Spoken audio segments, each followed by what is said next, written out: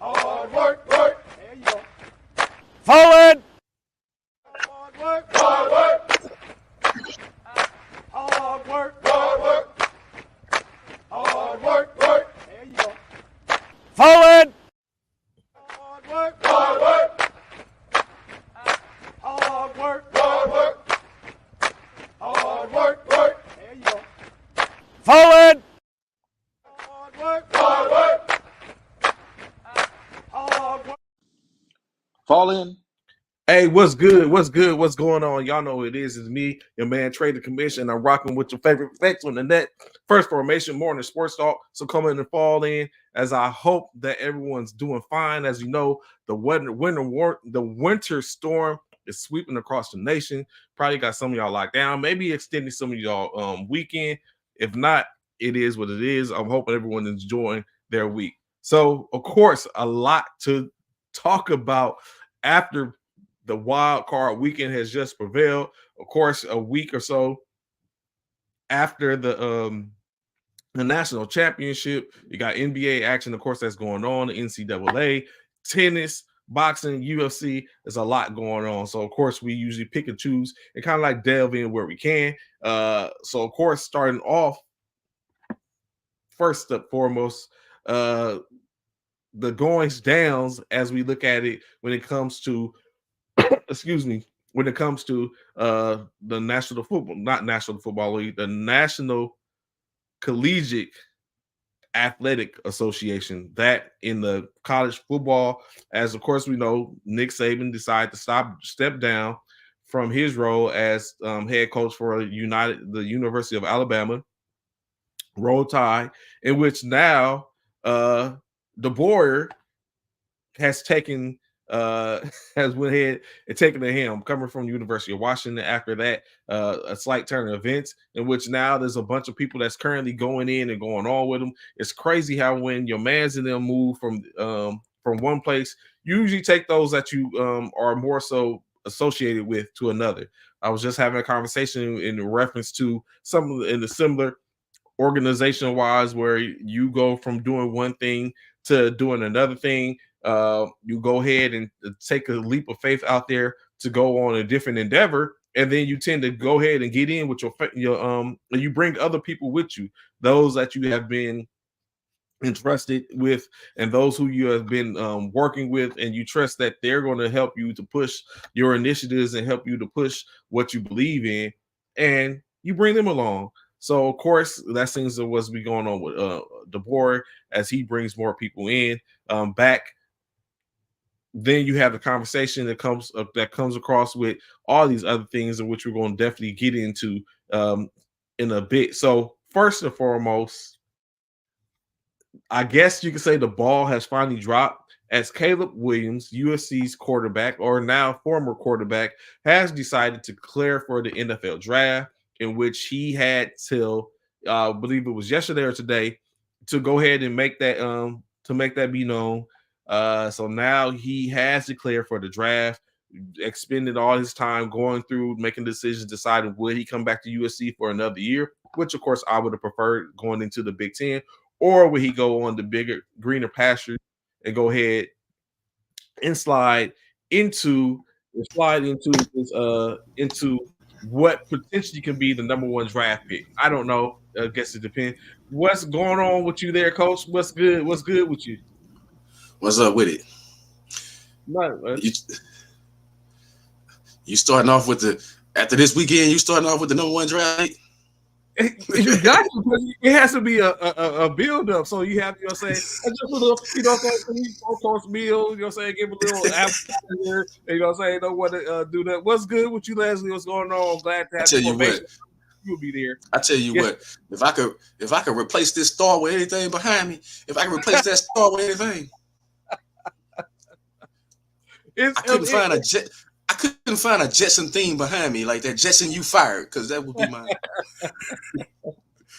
I mean, it happens to the best of us, man. It's like I kind of I'm trying to quail the opposite side of that, outside of analytically and talking, because I don't want to be a victim. I can't get on here and start saying certain things and then come next week You know what I'm saying? We ride alongside each other, sit up and dap it up like, yeah. So, I mean, it happens, but we're definitely going to get to that, right? So I was just saying, yes, talking about Caleb Williams, he decided to go pro, which I honestly, I'm not going to even lie to you. I honestly believe and thought that he was going to go ahead and come back to USC and take them into, usher them into the Big Ten. But of course, he's not. He decided to declare for the draft. Smart But move. is it though? Really? It's the best move. Yep. It's the best move. Chicago not gonna take a quarterback, so he dodged that bullet. He don't want to go to Chicago. You're not going to Chicago, Caleb. You know. So What's funny is he might go somewhere he don't want to go. Does he want to go to New England? Well, with Mayo being there, I think that'll be a good move for him. You get to start fresh, new coach. But we all know Chicago either gonna trade that pick for more draft picks, or they gonna probably, if they smart, they're gonna trade it for more draft picks, or they gonna take Marvin Harrison #1. So he ain't got to worry about neither one, really. Like, you're probably not gonna be the #1 draft pick overall. Now, I will agree with that. I do think that was a possibility that in state that he's not going to be the #1 draft pick once it's said. Or, I mean, he could still be the #1 draft pick and end up getting traded later on, depending on what's going on. So he could potentially be the #1 draft pick. I think when you look at it, they can still take him #1 overall and still, through willing and dealing, get with some of those teams that are probably going to are looking for a quarterback and go ahead and move him for someone else. In state is he's going to be a chip one way or another is what end up happening. everyone trying to come in. Somebody said Baker the GOAT. Come on, stop it. Everyone trying to come in. That's one reason Leslie pulled up this morning, because Tampa Bay won last night. Here comes Randall. Congratulations. Come with again, Tampa. So I'm gonna definitely get to that, Leslie, Randall, because it's some things. What's good, Nate? What's going on, bro? Glad to see you and have your information with us this morning. So it's definitely gonna get to that shortly, because it's a lot to unwrap after the wild card weekend. 6 games, 3 days, ups and downs, unexpected. So it's plenty to sit up and talk about. So it's what's good, Courtney? What's going on, fam? Glad to see you. Blessings to you as well, brother.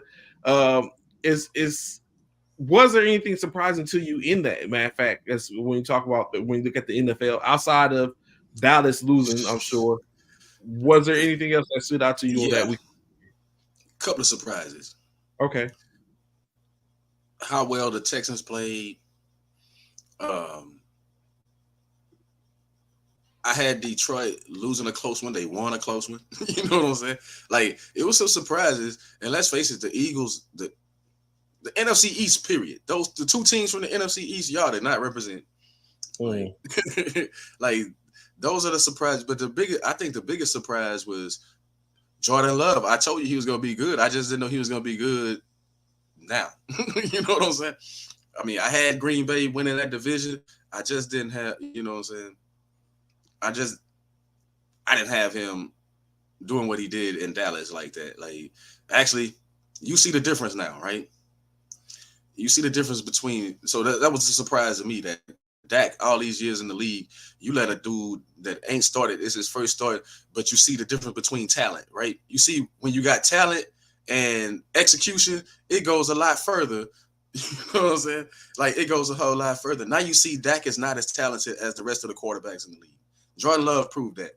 Like, flat out, Jordan Love proved that he's a way more talented athlete than Josh Allen's. All these other quarterbacks that they mentioned ahead of Dak are really ahead of Dak, and you see the talent. You see talent-wise why. Dak, 9 years, a 9-year vet, Trey, can't read the field.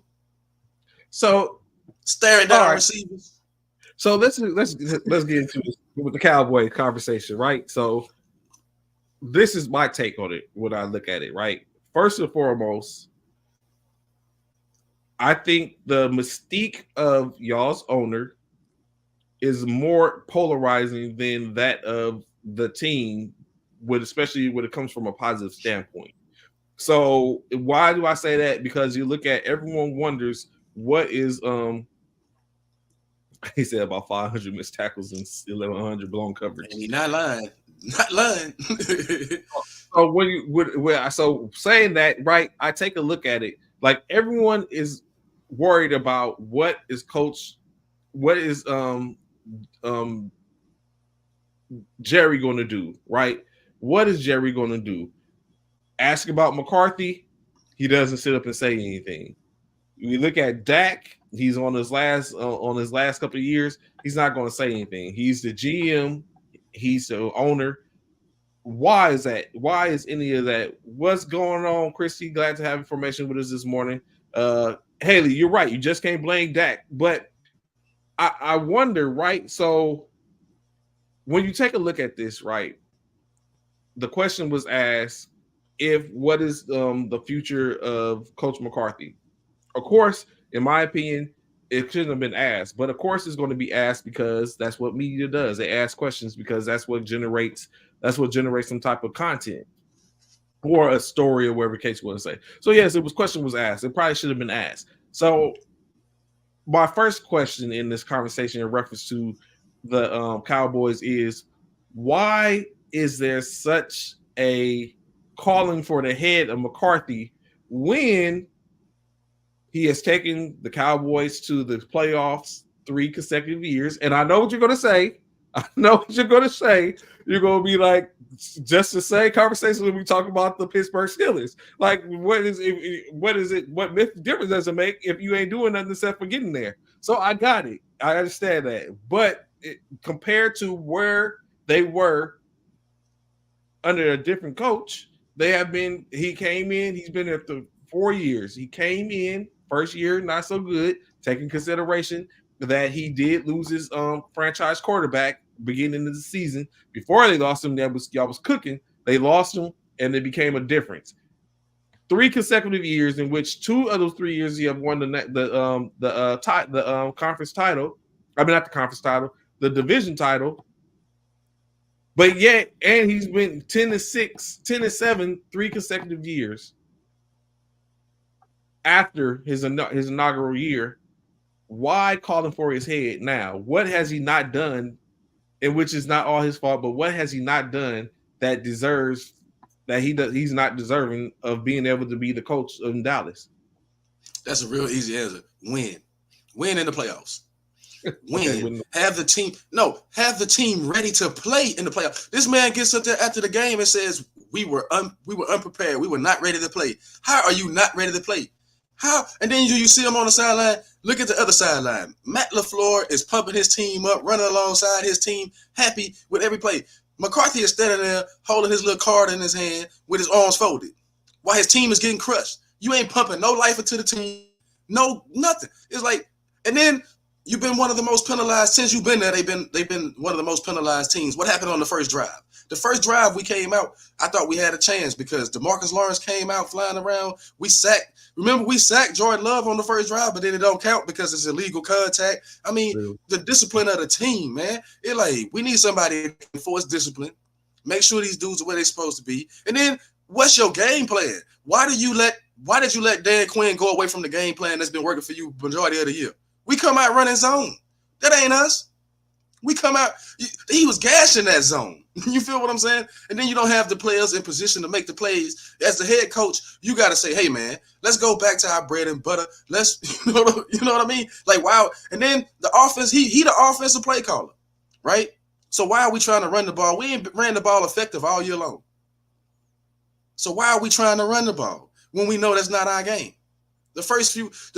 Cost us the first drive, the first couple of drives, we can't get no points on the board because, you decide that you want to try to run the ball with Tony Pollard. He ain't get it done all year long. Like, that's coaching. Mm-hmm. A lot of the things that you saw was coaching. Now, don't get me wrong. The players deserve responsibility, but it's like you don't let Dan Quinn. You like, hey, Dan, now you see why Dan Quinn blew a lead in the Super Bowl where Tom Brady them came all the way back on him and beat him because he was the coach of that defense in Atlanta. When that happened, now you see why. Because, man, you start trying to run all this trick stuff when it's like, that ain't our defense. Like, what are y'all doing? The game plan was off. They was underprepared for a team that was 9-8. and you 12-5. You should have came out crushing at home when you ain't lost at home, but your team come out underprepared.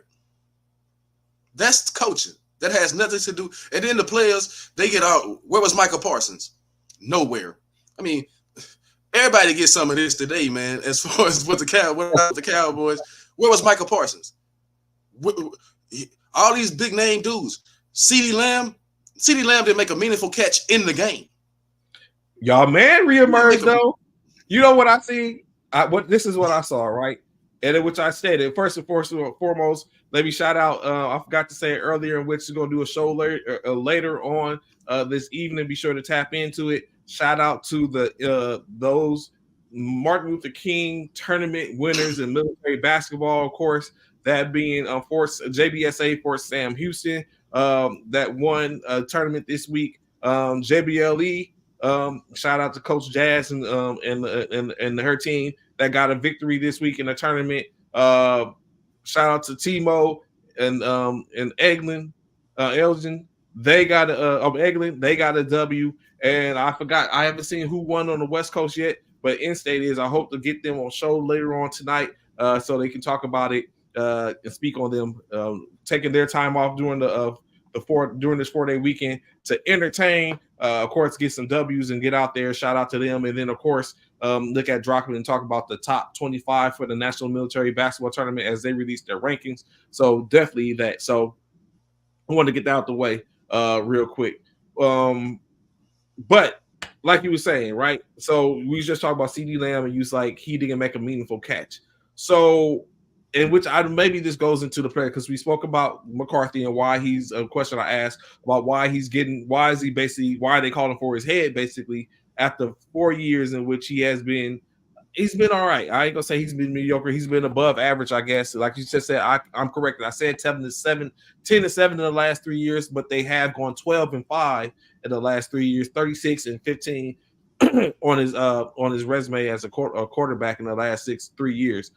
But as a coach on the last 3 years. So, but one of the things in which also I saw is Dak trying to force the ball to CeeDee Lamb. Every time we turn around, it's Dak and CeeDee Lamb. The ball didn't move, in my opinion, until he started throwing it to Jake Ferguson, and he started going back to his old target in Michael Gallup. Why do you think they were removed from the offense in a sense, or do you think the primary is always CD, or do you think that's just what Dak tries to do to get Dak is a poor decision maker, man. Did you not see that game? He's a poor decision maker. It's like dudes was wide open. Let's just be real. It was other dudes wide open, but he was forcing the ball to Lamb. He was, man, even some of his completed passes to Ferguson and Michael Gallup, they was bad passes. Like they just happened to get through and they made catches. Like he threw a lot of bad passes. He's a bad decision maker. This is what I mean. Jordan Love was able to navigate the pocket, do all this stuff. Dak Prescott, remember that rollout? Like it's not a rollout, but he scrambles out of the pocket. Everybody running left. He runs right. Who takes a sack right there? Well, that's a definite field goal with our field goal kicker to at least keep us in the game, right? He rolls out and takes a sack to put us out of field goal range. What I'm saying is bad decision making. Throw the ball away. You out of the pocket. Man, throw that ball in the stands. He could have threw it smooth in the stands. But instead, he takes a sack. It's like that's what Dak does. You know what I'm saying? Dak makes bad decisions. Dak is Tony Romo II. like for real, he just make bad decisions, man. Like I saw somebody say it, man. They just not good in big games. Like Dak is not good in big games. Like it's been proven time and time again. How many more years you gonna sit there and say that? Hey, we saw this with Tony Romo, right? You just not good in big games. Like you good regular season, you just not good in big games. Dak was 41 for 60, 403 yards, 3 touchdowns, 2 interceptions. Tony Pollard, as we just talked about, the run game was non-existent, 15 carries for 56 yards, although he did get a touchdown. Dak carried the ball 6 times for 45 yards. Don't disrespect Romo like that. Rico was 2 for 11. Brandon Collins had a carry as well as CeeDee Lamb, 2 carries, basically 11 yards. On the other end, and which I think was the bigger thing, like no one expected Aaron Jones to come out and play in which he did. They were honestly, Green Bay was balance. It was a balanced attack on offense. Jordan Love, 3 touchdowns for 6 for 21, 272, a perfect QBR rating for the most part.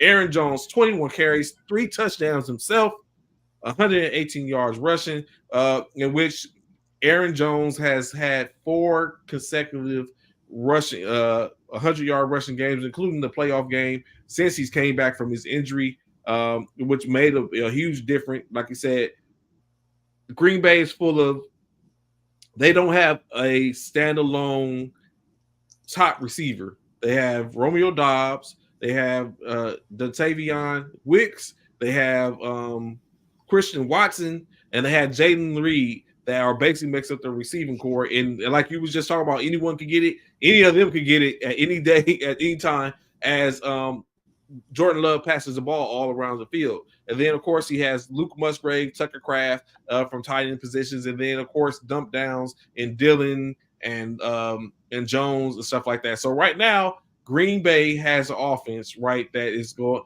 But so I will point this out, and this isn't just saying this because they're about to play my Niners next week. All these people come from the same tree, which is the Coach Shanahan tree.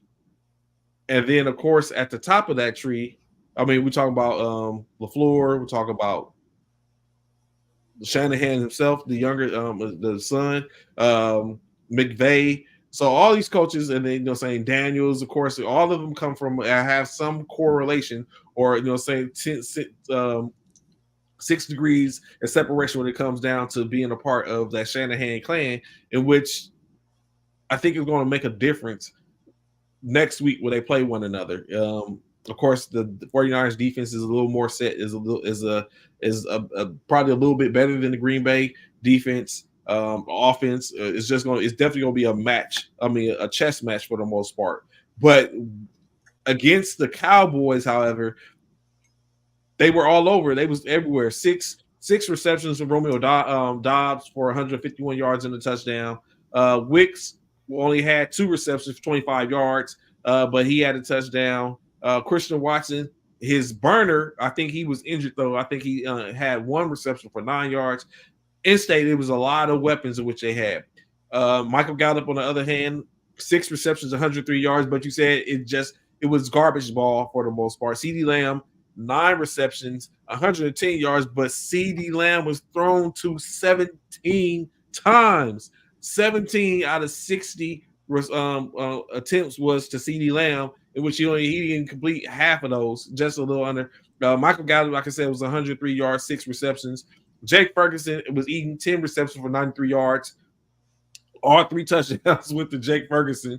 I don't know what maybe that's your point. I don't know. I can't even sit up and be clear and concise when we talk about what was going on in Dallas. However, they did make it a game at the end. Can we say that? Man, that was garbage. All that stuff was garbage stats. They didn't like for real. All that stuff was garbage stats. When the game really counted in the situational football, a veteran quarterback didn't make no plays, man. Sometimes it's about the players. Like, case in point, I told you what Mahomes was going to do. When it come down to it, Mahomes made every play that was necessary to win that game. I mean, Dak just don't make the plays to win games, man. Like, in the playoffs, he just don't make the plays. He make bad decisions all the time. And no, I'm not putting it all on Dak. The defense didn't show up. I'm saying the defensive scheme was all the way off. You know what I'm saying? So I think that was a part of the problem with the defense, was that you come out trying to get cute, trying to confuse. When you realize that you couldn't confuse Jordan Love, you should have went back to your bread and butter, is all I'm saying. Like, now we just got to put the pressure on. We got to get after you. You feel what I'm saying? Why do we keep doing this? Why do we keep doing this BS right now? I mean, you got to ask yourself those questions. But the truth of the matter is, I'm watching my quarterback. I'm tired of Dak, man. It's like he the most veteran quarterback starter in the league, and he plays like that in big games. I mean, his decision-making is awful in big games. Either it's a slide. Look, either it's a slide with little time on the clock. You know what I mean? Run right past the out of bounds, but I'm a slide right here. So either it's a slide. I mean, I'm saying he just make bad decisions in playoff games, man. And that cost us early on in the game. What I'm saying is the situation dictates sometimes. Like, we probably could have picked up momentum. Maybe the defense get on track if you come back and you score a touchdown or if you make plays, right? No, he made bad decisions. Forcing the ball to CeeDee Lamb was one of those things. And then him and CeeDee Lamb arguing on the field. What y'all arguing about? It should be no discussion. But I know what CD was saying. CD was like, "Man, you trash." We know what CD was saying. "Man, you trash." Oh my goodness. That's why McCarthy had to walk over and talk. If you saw McCarthy had to walk over and talk to CeeDee Lamb on the bench because he was like, "Don't come at my quarterback like they say." Because CD was like, "Man, you trash." You know what I'm saying? It's like, don't do that right now, CD. Don't do that right now. So it also looked like, honestly, it looked like at some point y'all quit. Like y'all look like y'all put. I mean, at the point in which y'all started coming back and making a play, it seemed like it quit. Y'all should have probably got that onside kick. But it looked like there was no effort. No effort, right? No effort to go get it, right? Yeah. I saw that too. No effort.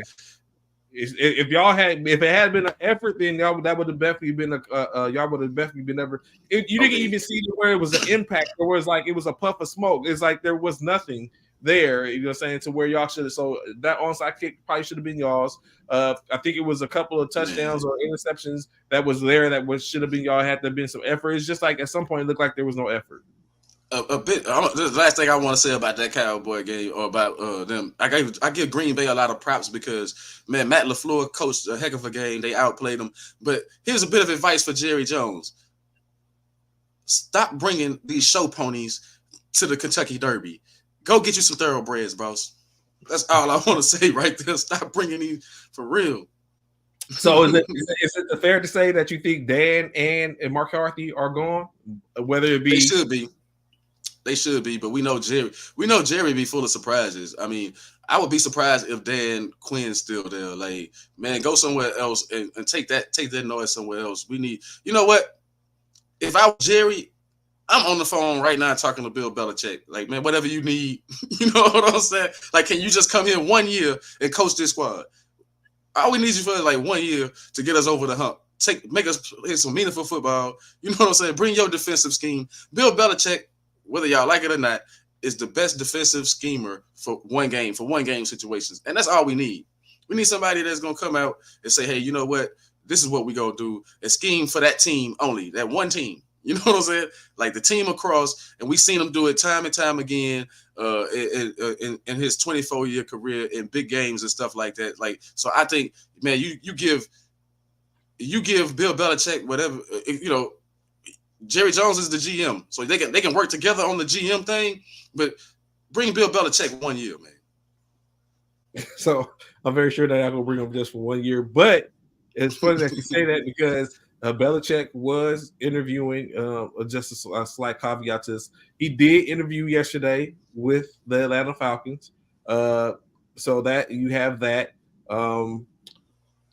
Bringing up, we did have a discussion wondering about the whole Los Angeles Chargers thing, in which Kalen, which they have interviewed, I think 4 coaches so far. One being, of course, Giff, the current coach in which they have. Kellen Moore interviewed as well. Steve Wilks ended the interview, and I think Jim Harbaugh, he's interviewed as well for the Los Angeles Chargers. So you have that, but off when you leave live. Hello, what's going on? AP, what's going on, bro? So it's crazy, man. So I don't know. Would that be? Could Bill Belichick be the answer in detail? Could that be? Is that a possibility? Man, Harbaugh, I think he could be the answer a couple of places. Let's just face it. Harbaugh is too rich for our blood. Or what we're gonna do. I mean, let's just face it. The likelihood of Bill Belichick or Harbaugh, us letting them with like you said, the owner being so polarizing, as you put it, and always got his can't just sit his ass up in the box. Excuse my language. You know, can't just be that owner that's out of the way. Yeah, the likelihood of us getting any one of them.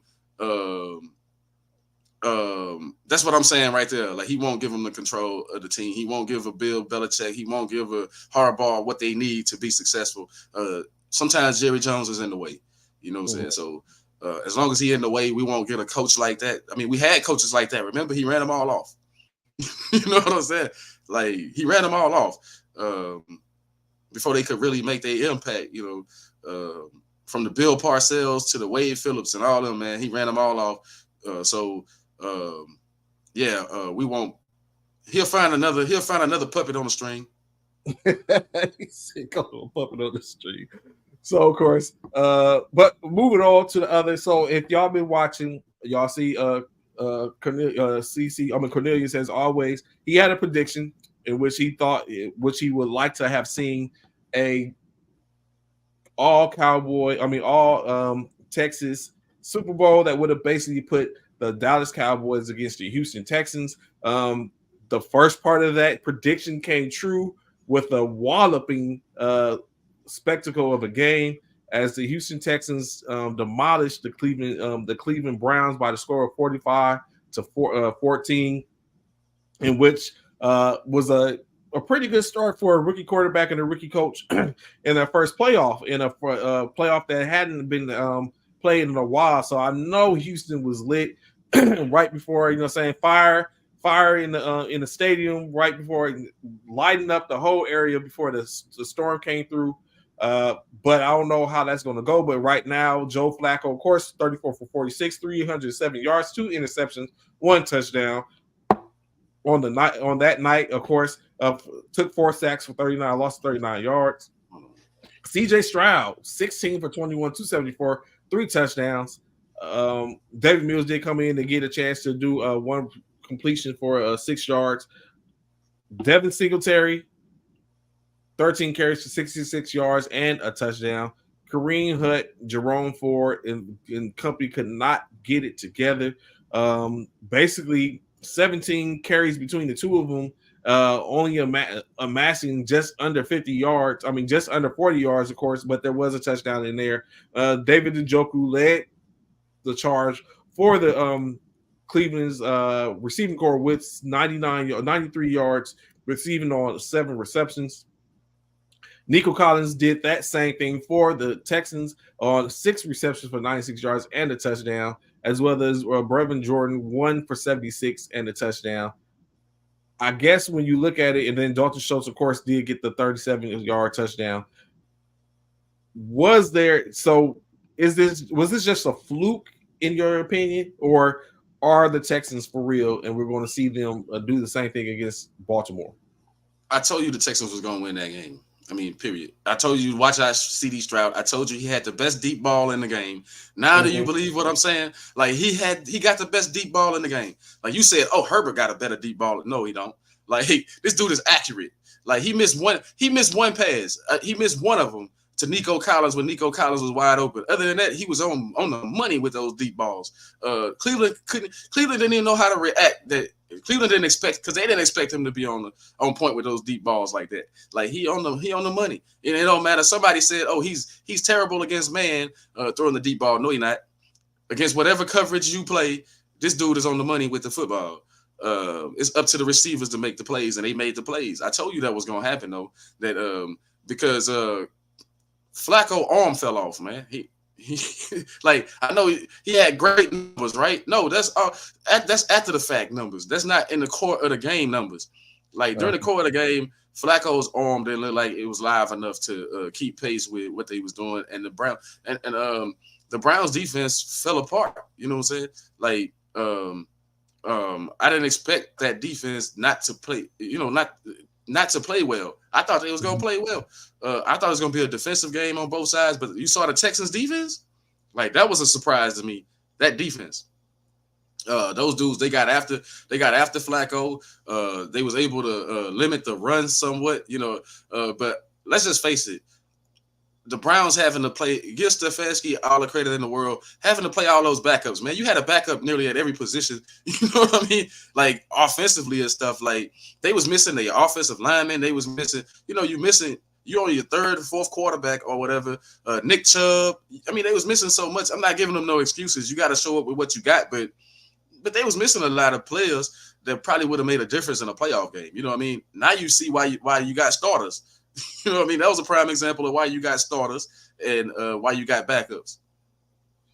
Anthony Price asked the question: do you think that is the Browns defense better than the Ravens defense?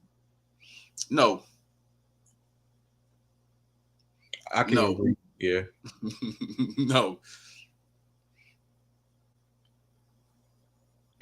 So it was definitely a surprising game. I thought, like you said, I thought it was going to be a little more competitive coming out, but CJ Stroud went and did what he needed to do. Of course, I still think that Puka Nacua is the rookie of the year or for offensive rookie of the year. But in the saying, in my opinion, both of them showed why they are deserving of that distinction. As we go to the Rams next, jumping over back and forth between the two divisions, conferences. This game, what I will say also additionally is hopefully they find a way to police the officiating, right? To where, yeah. At minimum, what needs to be happening is that like you have to, as an official, you have to be there needs to be some baseline, right? Like there's like everyone's going to see things differently. It's all going to be circumstantial of what you see and how you see it, especially in those areas. But if you learn the baseline, then for the most part, your calls will be consistently the same. And I guess you could say it was consistent because it was consistent holds, but these holds came at the wrong time in which there was no calls, in which is kind of rough to make a call, especially when it's got the balance of the game for the most part. But there were definitely some miscues and some misholding calls and missed calls that basically could have made a difference in what the games were. Will we be sitting here talking about Detroit hosting if excuse me. Bless you. Will we be sitting here talking about Detroit hosting potentially had a call been made? Who else? Where else was it a call? Wasn't it a call in the Cowboys game or something like that? No, it was a call in the Chiefs game, man. That roughing the passer call, it could have went either way. I mean, the guy know not to put hands, but it's Patrick Mahomes, so they're gonna call that. And you saw that same play happen to other quarterbacks in other games, and they don't call it. You feel what I'm saying? But it's Patrick Mahomes. You can't put your hands on him like that. It's like it's some bad calls. You know what I'm saying? But that secondary, I know what you're talking about as far as Detroit secondary holding Puka Nacua. Like he definitely pulled his jersey, especially on a meaningful down like that. It's that game, remember, because they ended up punting and they never got the ball back. Like they call that 5-yard penalty, then you probably got a different ball game. Even if they just give them the 5-yard holding penalty, right? And not a pass interference or whatever. It's at least 5-yard holding. So yeah, that made a difference for the Rams. Definitely a blow. But I was impressed with Detroit as far as when they got the ball back with 4 minutes, they didn't give it back. You know what I mean? Like they was able to run that clock out, and then they was making bold plays. Like Dan Campbell ain't no chump, man. He was throwing the ball in those situations. Dan Campbell is going to definitely live and die like that's like I think he's built it to this point. Of course, when you look at it, you already had the situation in which you had Matthew Stafford going back with the team in which he left to go win a Super Bowl, going to basically stand in the way of the team in which he most likely in state has basically solidified the fact. Well, I can say solidified the Titan, but he basically built his resume for what is going to put him in the Hall of Fame in Detroit. But there's a couple of things here. Like Detroit hadn't been to the playoffs in 30 years. Matthew Stafford was there during that time frame, so he goes as one of the players that did not get them to the playoffs in that time frame. But yet here comes Jared Goff, prior to Matthew Stafford, a Super Bowl quarterback that now has put the Lions not only in the playoffs, won them their first playoff game in that time frame. So you gotta really take your hats off to that to a fact. Matthew Stafford, of course, was 25 for 36, 367 yards, 2 touchdowns on the night. He was sacked twice. Jared Goff was 2 for 27, 277 with a touchdown. But of course, what I thought was going to be the damning situation was that 1-2 punch in running backs from Detroit. But Montgomery only carried the ball 14 times, 57 yards with a touchdown. Jahmyr Gibbs had 8 carries for 25 yards and a touchdown. Kyren Williams wasn't the Kyren Williams we had seen in the last couple of weeks. 13 for 61 yards and carries. Ronnie Rivers 3 for 9. So that rushing attack that we have been seeing wasn't necessarily there, but yet they were still in the game at the end of it. As we talk about again, Puka Nacua showing up, 9 receptions on 10 targets, 181 yards, and a touchdown. Rookie record in a playoff game. He got the rookie record in the pro as a receiver as well. Demarcus Robinson 3 for 44. Tutu Atwell was 1 for 38, which was his lone and only touchdown. Cooper Kupp was 5 for 27. So, well, before I get to that, of course, when you look at Detroit, Amon-Ra St. Brown, all-pro receiver, Amon-Ra St. Brown, 9 targets, 7 receptions, 110 yards receiving, no touchdown. Josh Reynolds was 5 for 60. The only long touchdown that came from Sam Laporta, who was expected not to play initially. He was 3 for 14 with that touchdown. Of course, I ain't gonna say a decoy, but you have to take in consideration for him because he just as equally could have been offensive rookie of the year, and with his play, excuse me. So it just Detroit has weapons, right? And they will be putting those weapons on display come next week, back at home, of course. In which now looking at it, would I want to face Tampa Bay? Or would I want to face Detroit? We'll get into that in a little bit. Dan Campbell was Anthony said Dan Campbell will be the reason the Lions lose the playoffs. I mean, I can kind of sort of agree with that because of how aggressive he is. If that's what you're saying, his aggressiveness is going to come back to bite him. It might, but it's working for Detroit. I think if he's not that aggressive, they don't win either. You know what I'm saying? So it's gonna be like a two-sided sword, man. Like, you know what I'm saying, a double-edged sword because. On one hand, it's going to be the reason why you win, and the other hand, he can't play conservative with that team. Like you saw that, right? Not conservative. Can't play conservative. I think anytime he got conservative in his last game, you see how close the game was, right? Like both coaches coached a good game. Both teams did what they had to do to stay in the game, but the aggressiveness of Dan Campbell definitely made the difference in the game. And and I think that has been what he's been standing on the last couple of years, in which he has basically gave him the opportunity to continue to build that culture. And of course, when you know the word culture, he's built that culture to where that's the type of coach he is. He's going to live and die by it, and it has been working pretty well. Although it was pretty close, it was hella close in state. I don't know why. I just got to hear you say it. Is Puka Nacua the offensive rookie of the year? No. It's still CJ Stroud, man. Like Puka Nacua is, like he's great, man. But it's gonna be CJ Stroud. You have to go, like I could be wrong, but you have to go with CJ Stroud because they give everything to the quarterbacks. Like and CJ Stroud team, like they had the better record.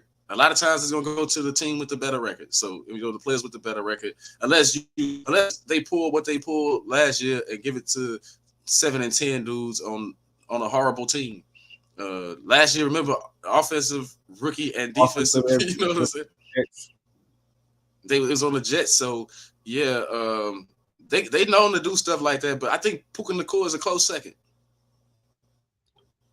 So when you look at it, right, looking at the Rams team getting ready to go forward, the Atwell, Robinson, Nacua, Kupp, do you think that is going to be a dangerous wide receiver room going forward? Probably one of the dangerous ones in the league, honestly. They already dangerous. They already, like, I don't see that changing, right? You might change the quarterback at some point. But they dangerous. With that type of room, do you need a gunslinger in Stafford, or can you get by with any type of quarterback? No, you need a quarterback that can spread the ball around. That wants to spread the ball around. Because we saw, I think McVay had to talk Matthew Stafford into spreading the ball around sometimes because he gets a little Cooper Kupp happy. Like correct. We see that he gets Cooper Kupp happy, and it's like, nah, you got to spread that ball around. But I think any quarterback that they get after Stafford, he'll understand the concept of throwing it. You know what I mean? Like, hey, I got all these weapons. I got to get them all the ball, right? well, I'm gonna wait till we get there. But I got some. I can't wait till you get to the other game. I'm just saying, but Matthew Stafford, Matthew Stafford played a game that I was surprised. Jared Goff played a game, but I did tell you, like, if you saw the game, those that watched the game, I did tell you that both of them are prone to throw the ball to the other teams. And did you see some of the dropped interceptions by the defenses, by both defenses respectively? So I think the dropped passes changed the game a little bit. Okay. So that's one. The dropped interceptions changed the game a little bit. But they both did what I said is going to do it, threw the ball to the other team. You know what I mean? They both did that. Going to another team in which I didn't expect this to be the score. I thought the way the game came out, the way they came out at the initial beginning of the game, that was going to be a different type of ball game. That game, of course, I'm talking about the Miami Dolphins and the Kansas City Chiefs. Oh, yeah, good. I'm glad you went there. Patrick Mahomes was able to, which wasn't the best showing, but we had a conversation, and exactly the two in which we spoke of was the two which was going to be the difference makers. Rashee Rice for Kansas City with 8 receptions, 130 yards receiving, and a touchdown. And, of course, Isaiah Pacheco, who I am very smitten on. Isaiah Pacheco is the person in which no one's talking about, in which I don't know where Kansas City finds these running backs. Because remember, at one point, Isaiah Pacheco was Kareem Hunt. You know what I'm saying? So I don't know where Kansas City finds these running backs at, but they do have them, minus Clyde Edwards-Helaire. But I think it's just injury that have caught up with him. But that is definitely what we've seen. Travis Kelce does what he does: 7 receptions, 71 yards. Mahomes was 23 for 41, 262. Tua, I don't know. Every time I see, he got a little further than before, but every time I try to give Tua the love and respect I think he does stuff like this. 2 for 30 for 20 receptions, 20 completions out of 39, 199 yards, 1 touchdown, 1 interception. There's nothing else to be said. Did what you thought happened in this game? Yeah, I told you they soft, right? I told you Miami was soft.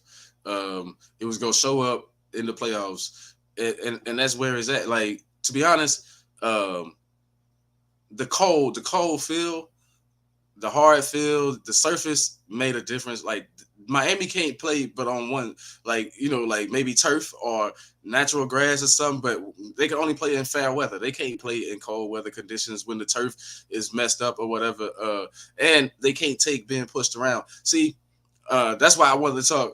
Now hear me on this. I tried to tell y'all, I said it about CeeDee Lamb. These small receivers that's your number one, 10 years ago, they would have been in the slot. Tyreek Hill would have been in the slot. They not tough enough to take. Did you see that game? Did you see the way McDuffie and what's his name, Sneed, L'Jarius Sneed was manhandling Tyreek Hill at the line of scrimmage? They wouldn't let him get off the line of scrimmage because if the turf was fair, if they was in Miami and the turf was good, then he getting off that line of scrimmage, right? And he probably burning them, right?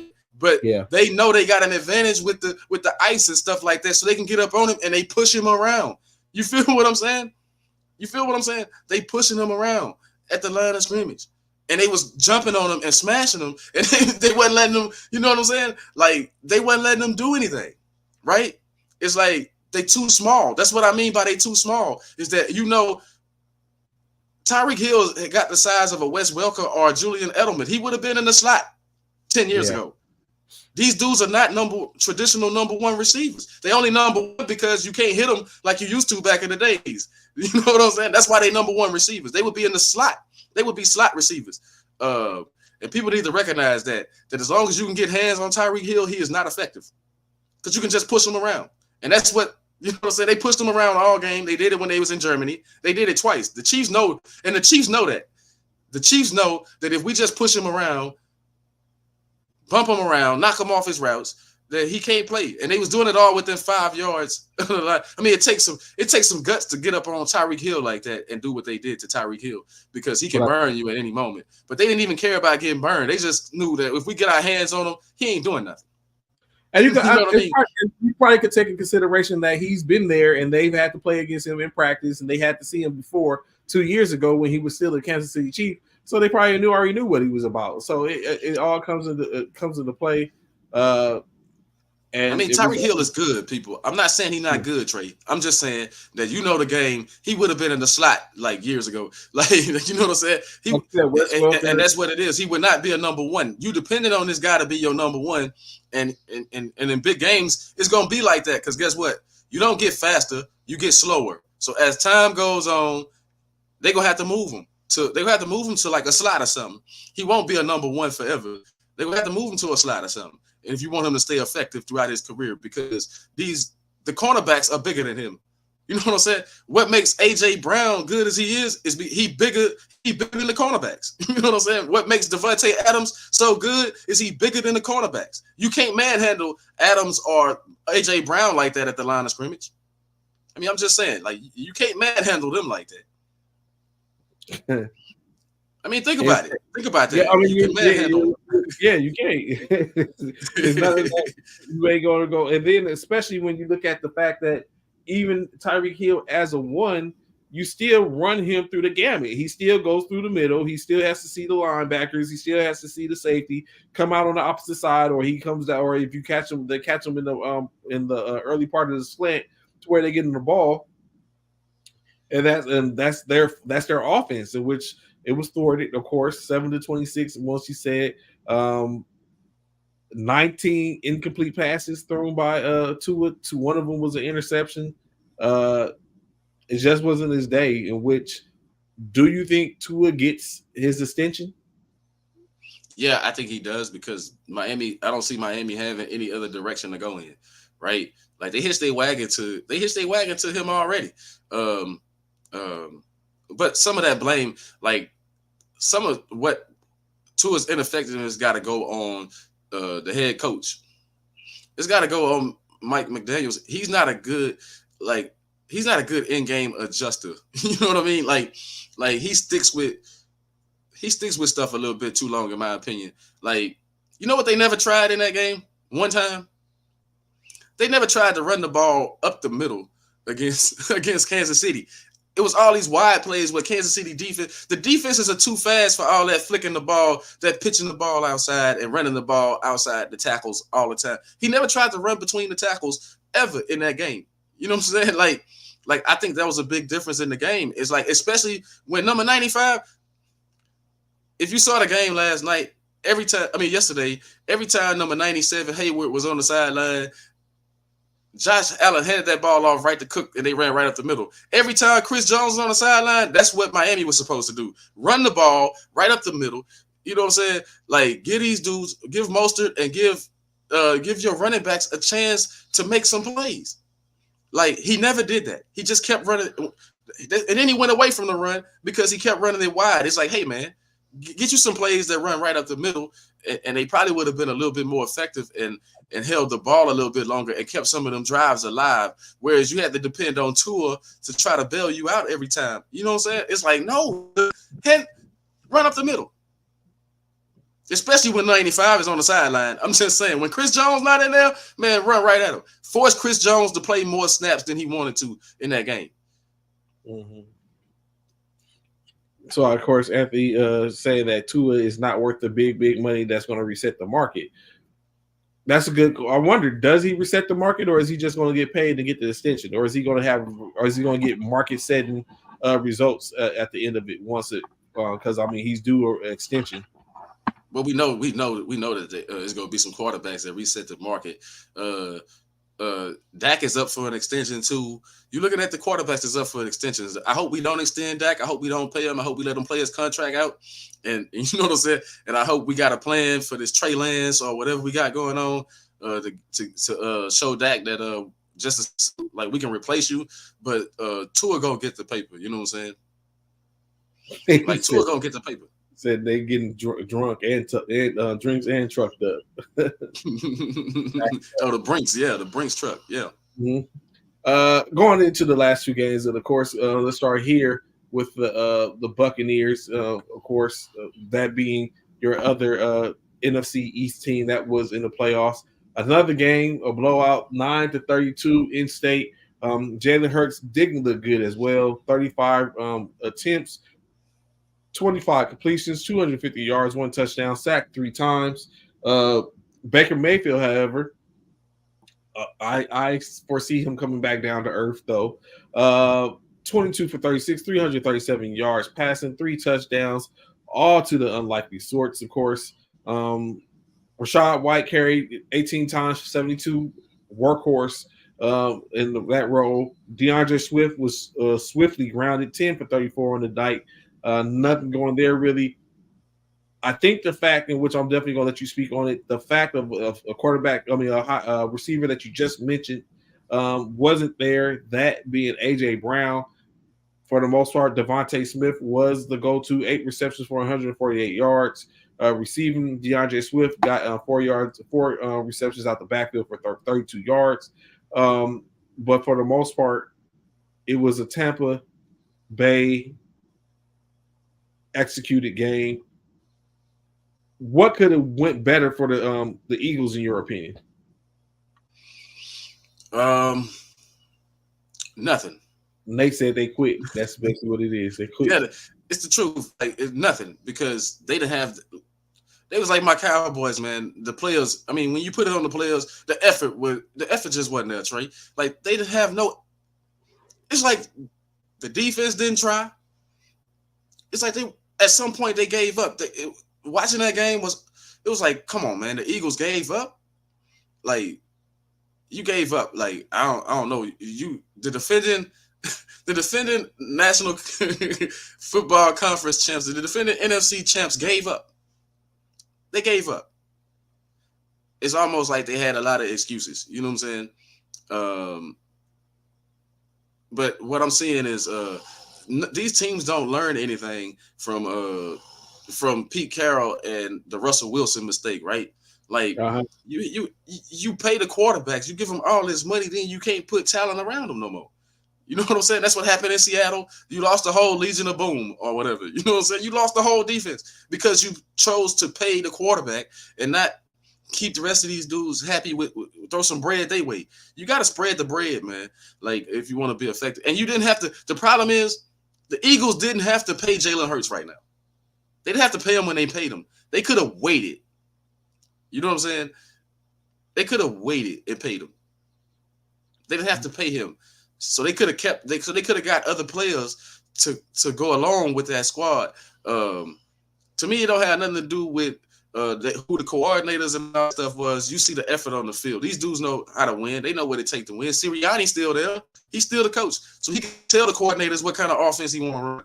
You feel what I'm saying? We act like the coaches don't have no power over these coordinators. The coordinator works for the head coach.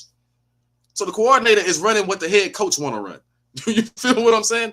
Like, the coordinator is calling plays in accordance with what the head coaches want to play. So I'm not going to put it on the coordinators all the time.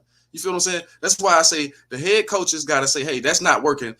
Man, go back to this. Let's do what we was doing. Like, why you switching stuff up? You feel what I'm saying? Okay, we tried that. Let's go back. So, but when your team ain't giving you no effort, what can you say?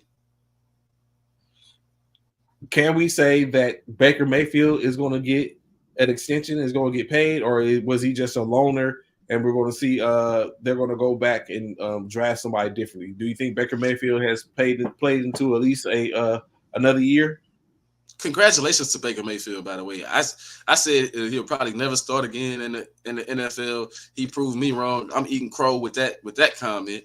But at the same time, Baker to improve. Baker go, they finna pay Baker. They might not give him all the top tier quarterback money, but Baker finna get paid, and he done earned it. Like, he had big shoes to fill. You come in replacing the GOAT, and you won a playoff game. Like, you know what I'm saying? Like you replacing the GOAT. I mean, that's a tall task to do. You know what I'm saying? Like what, Tampa Bay 3 years removed from a Super Bowl. You know what I'm saying? You know, but it's like I think Baker earning his money, and I see that, man. Anthony, touche. You know what I'm saying? touche, man. But yeah,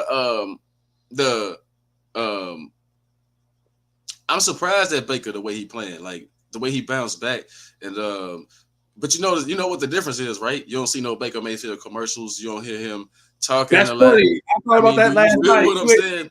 He's not endorsed anymore. He's not that dude and anymore. Now he's playing great, right? Now he playing great ball. So he got back to the basics. He went back to just playing ball, and that's good for Baker.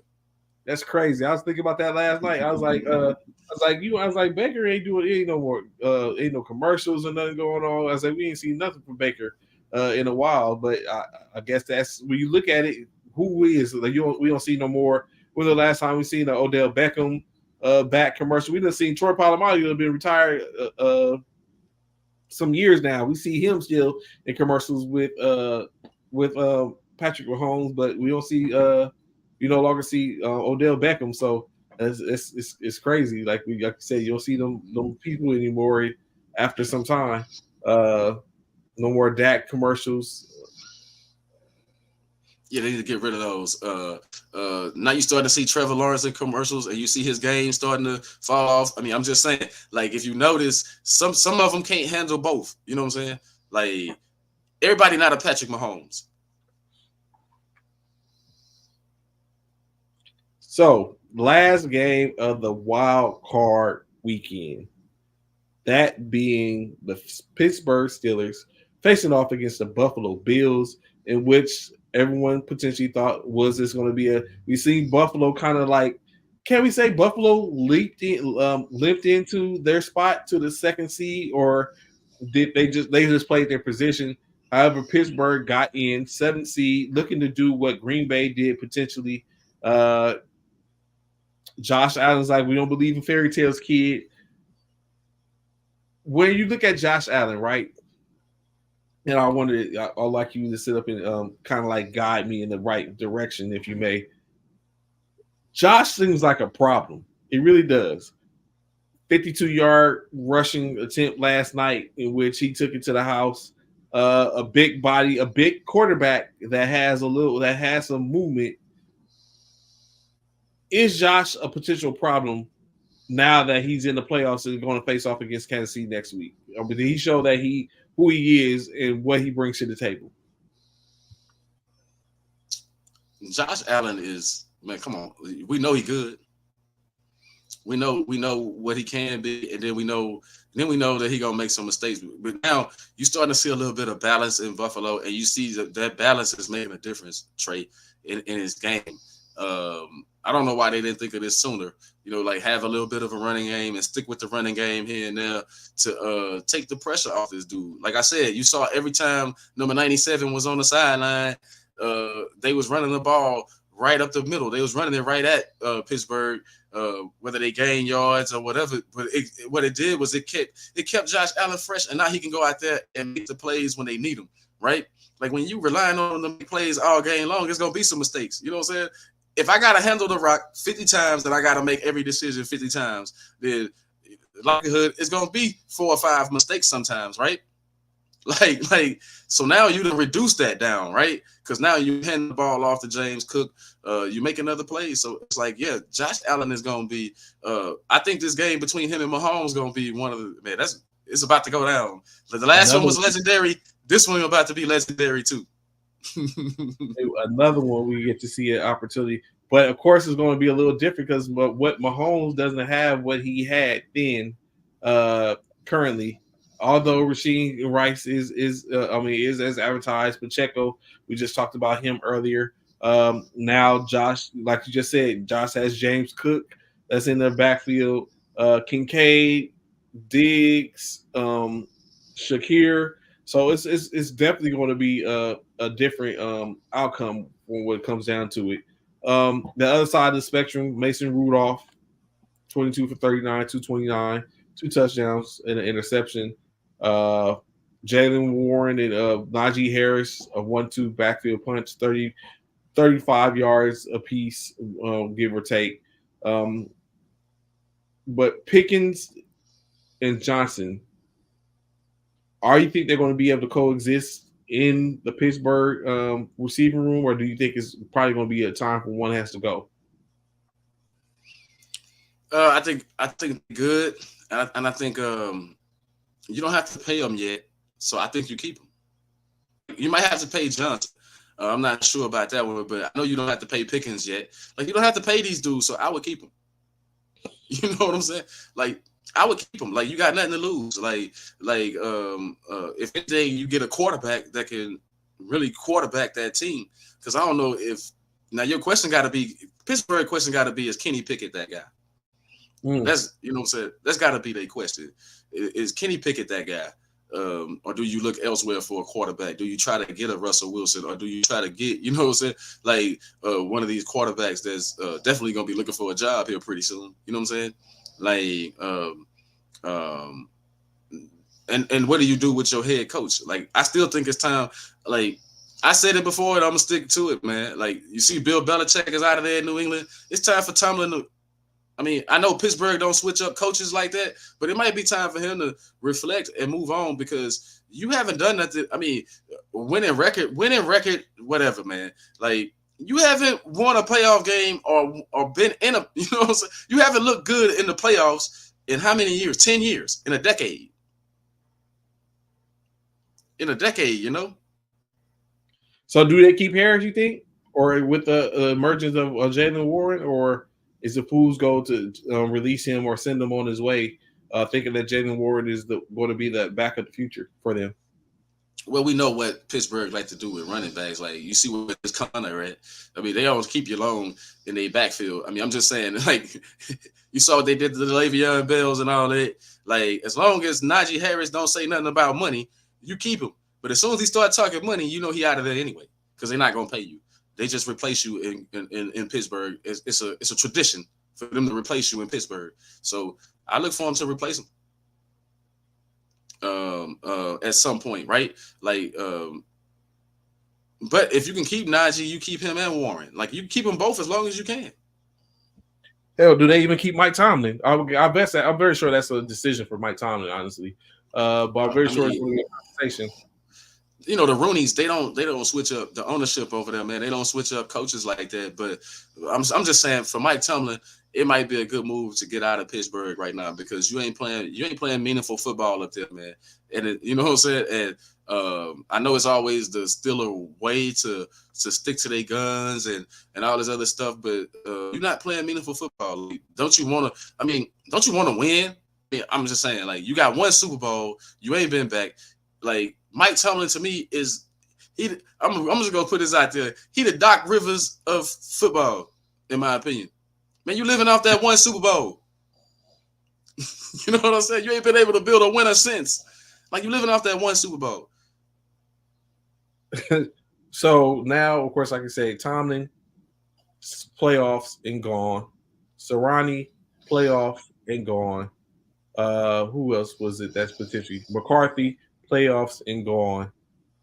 Out of them three quarterbacks, coaches, faced with potentially being ousted for whatever reason, what do you think is the what's your high low on which ones get booted, get fired? McCarthy. McCarthy's biggest one. I think Jerry might drag his feet on it, but I think McCarthy might be out of there. Like, I'd be surprised if he's still there. Like, you know how Jerry like to do things. Jerry like to have the focus squarely on him, so he probably gonna wait till the right time to drop the bomb. Whereas, like, most people would have did it already. But I think McCarthy got the most likelihood to be fired. I think, like you said, it's gonna come down to what Tomlin wants to do in Pittsburgh. And Sirianni, I don't see why they would fire. I don't see why they would fire him. And And Anthony Price, that's like the craziest statement you ever made right there. Dan Quinn, after that game, you want to give Dan Quinn a head coaching job as poorly as that defense played, as pitiful as his scheme was? He couldn't scheme. He couldn't scheme. Man, come on. And then you saw now you see why Dan Quinn is hesitant to take a head coaching job.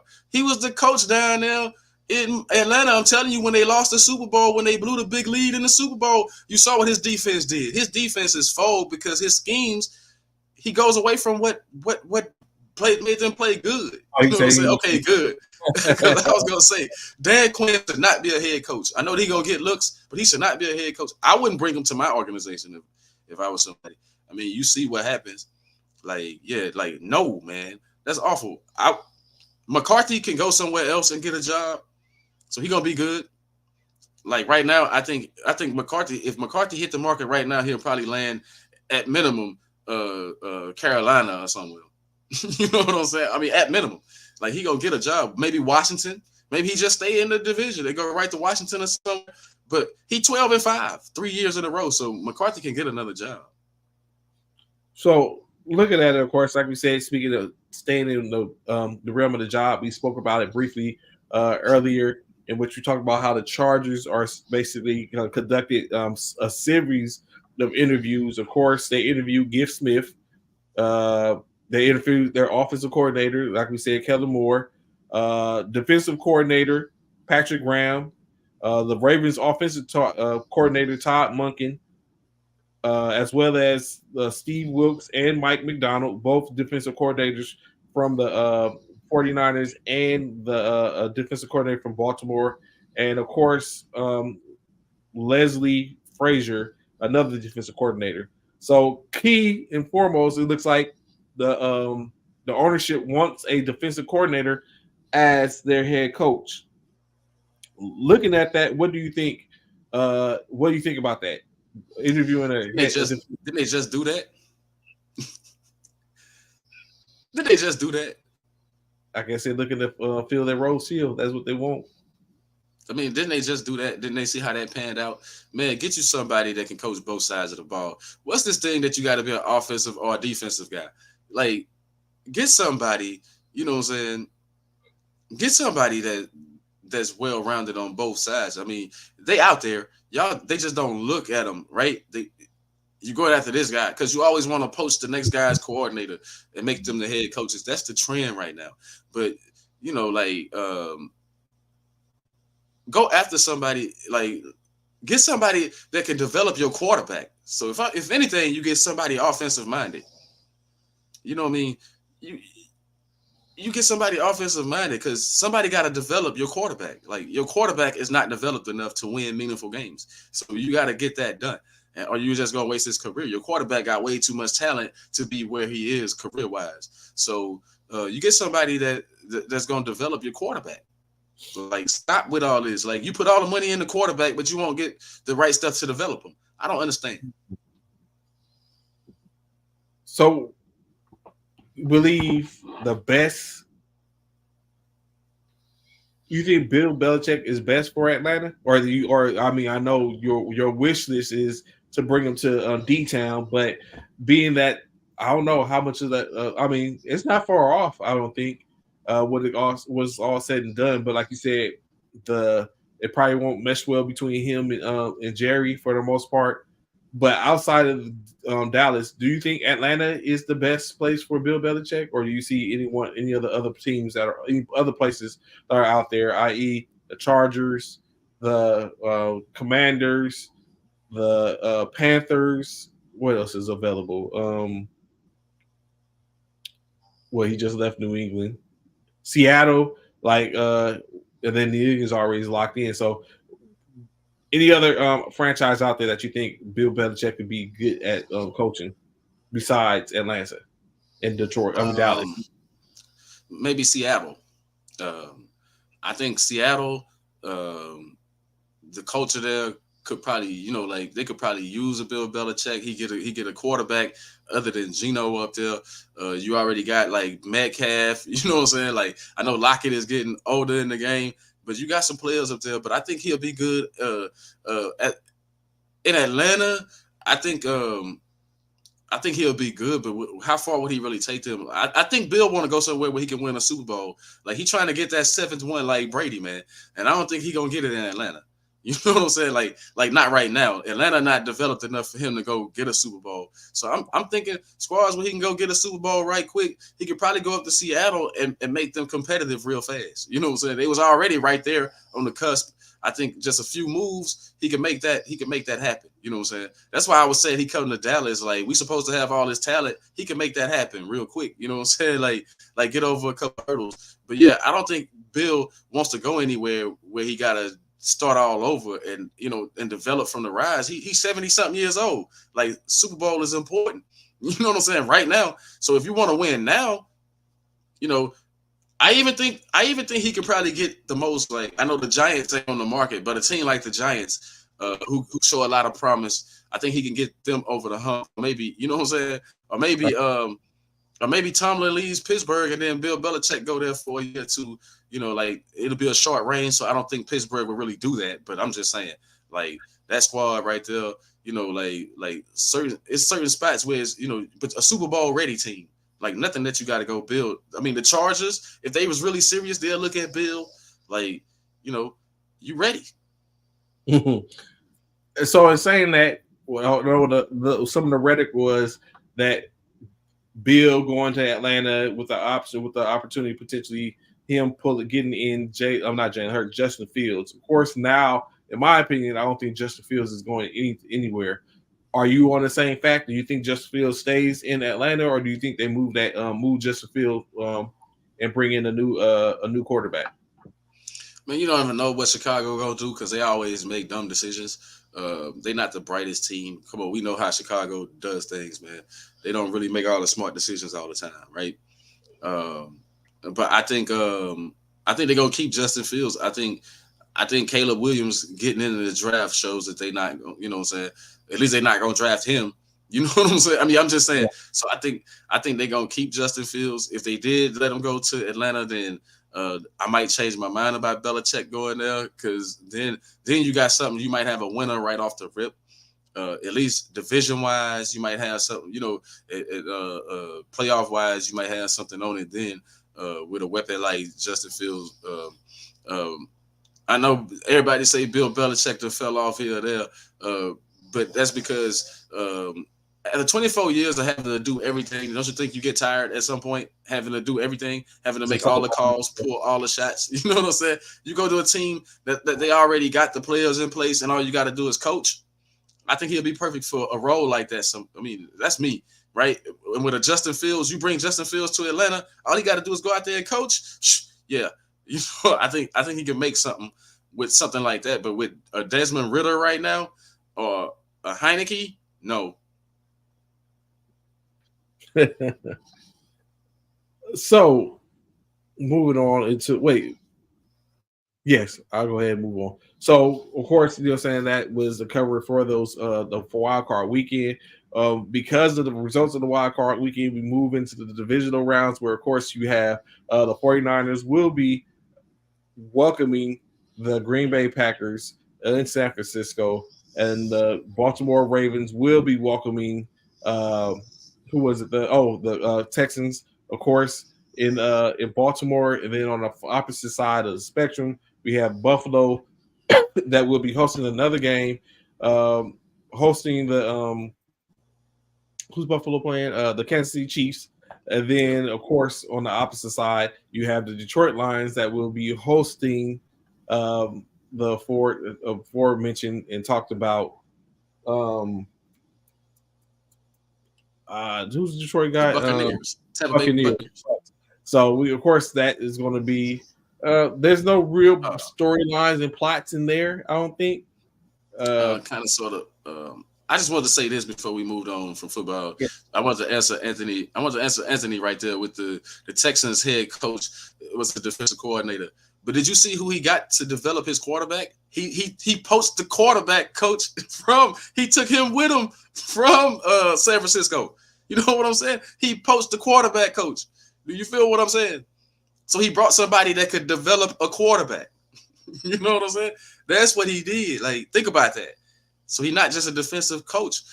He brought over the guy that he knew was going to develop a quarterback. What a smart move. Damn Did it. he not trade? Did he not jack y'all for y'all, dude? You know what I'm saying? Like, I mean, everyone it's poaching season on 49ers. People picking up, you know what I'm saying, grabbing them where they got. Washington went and took the Commanders and took a former executive. Now he's the GM in there. So it's poaching season. We'll see how much more or anyone else does. Steve Wilkes end up leaving. We'll see. I think our offensive coordinator as well is another one. It's like, this is ridiculous. But I mean, it's that time, of course, they're going for. So, like you said, moving on a bit. Draymond was back, although it did not make a difference. Looking at the landscape now, would you say it is equivalently fair to say that the Golden State Warriors' reign is done? Man, trade deadline coming up. They can still make a move and probably change that if they really wanted to. Trey, they got to do something though. Definitely, you in jeopardy of losing this season because ain't no switch you gonna be able to turn on after the All-Star break or whatever. You know, yeah, they on the verge of letting that dynasty slip away if they don't start making some moves. Of course. Last night, of course, 2 games in a row. Actually, the new name that's on everyone's tongue, Gigi Johnson, as he's been lighting it up. A rookie making his start, or coming off the bench, actually, 2 20-point games, in which now he's getting, I guess, his just due being out there. As last night, the Golden State Warriors, or yesterday, fell to the Grizzlies by a score of 107 to 116. The San Antonio Spurs faced off against the Atlanta Hawks that came up 10 points short as the Hawks was able to dispatch them 109 to 99. The up and coming, as we've been talking about, the Magic continue to reign their terror on teams looking to make moves. Of course, 22 and 18 is not indicative of what their play has been. They get the W last night, 98 to 94. The Mavericks were able to pull the game out over the Pelicans as Tim Hardaway Jr. and Kyrie Irving are on a tangent right now. Last night, accumulating for 83 points apiece. I think a couple of days before, they accumulated 80 points apiece, 83 last night. So they're putting in that work and continue to get W's. I know they face off against the Lakers on Wednesday. The 76ers welcome back Joel Embiid, in which he was able to drop 41 points and help them along the way with the 124 to 115 victory over the Rockets. The Rockets, as hot as they started out, currently sit just a game below 500 at 19 and 20. No different from the Lakers, who are currently 20 and 21, as they was able to take care of business last night, getting the 112-105 victory over the hot start Oklahoma City Thunder. Raptors fall to the Celtics by 105 to 96. Jazz was able to blow out the Pacers 132 to 105. The Brooklyn Nets fell just short of a point to the Miami Heat by a score of 96 to 95 in overtime, in which Jimmy Butler came back from an injury, 30 piece, taking care of business. When you look at it, right, Pistons get another victory, 129 to 117. So looking at all this, another victory. Another victory. That makes number 4, right? That's number 4. They, you know what I'm saying? So they saying we got a chance. So yay. So Pistons, right? And I'm starting to feel bad for Coach Williams because it's looking like.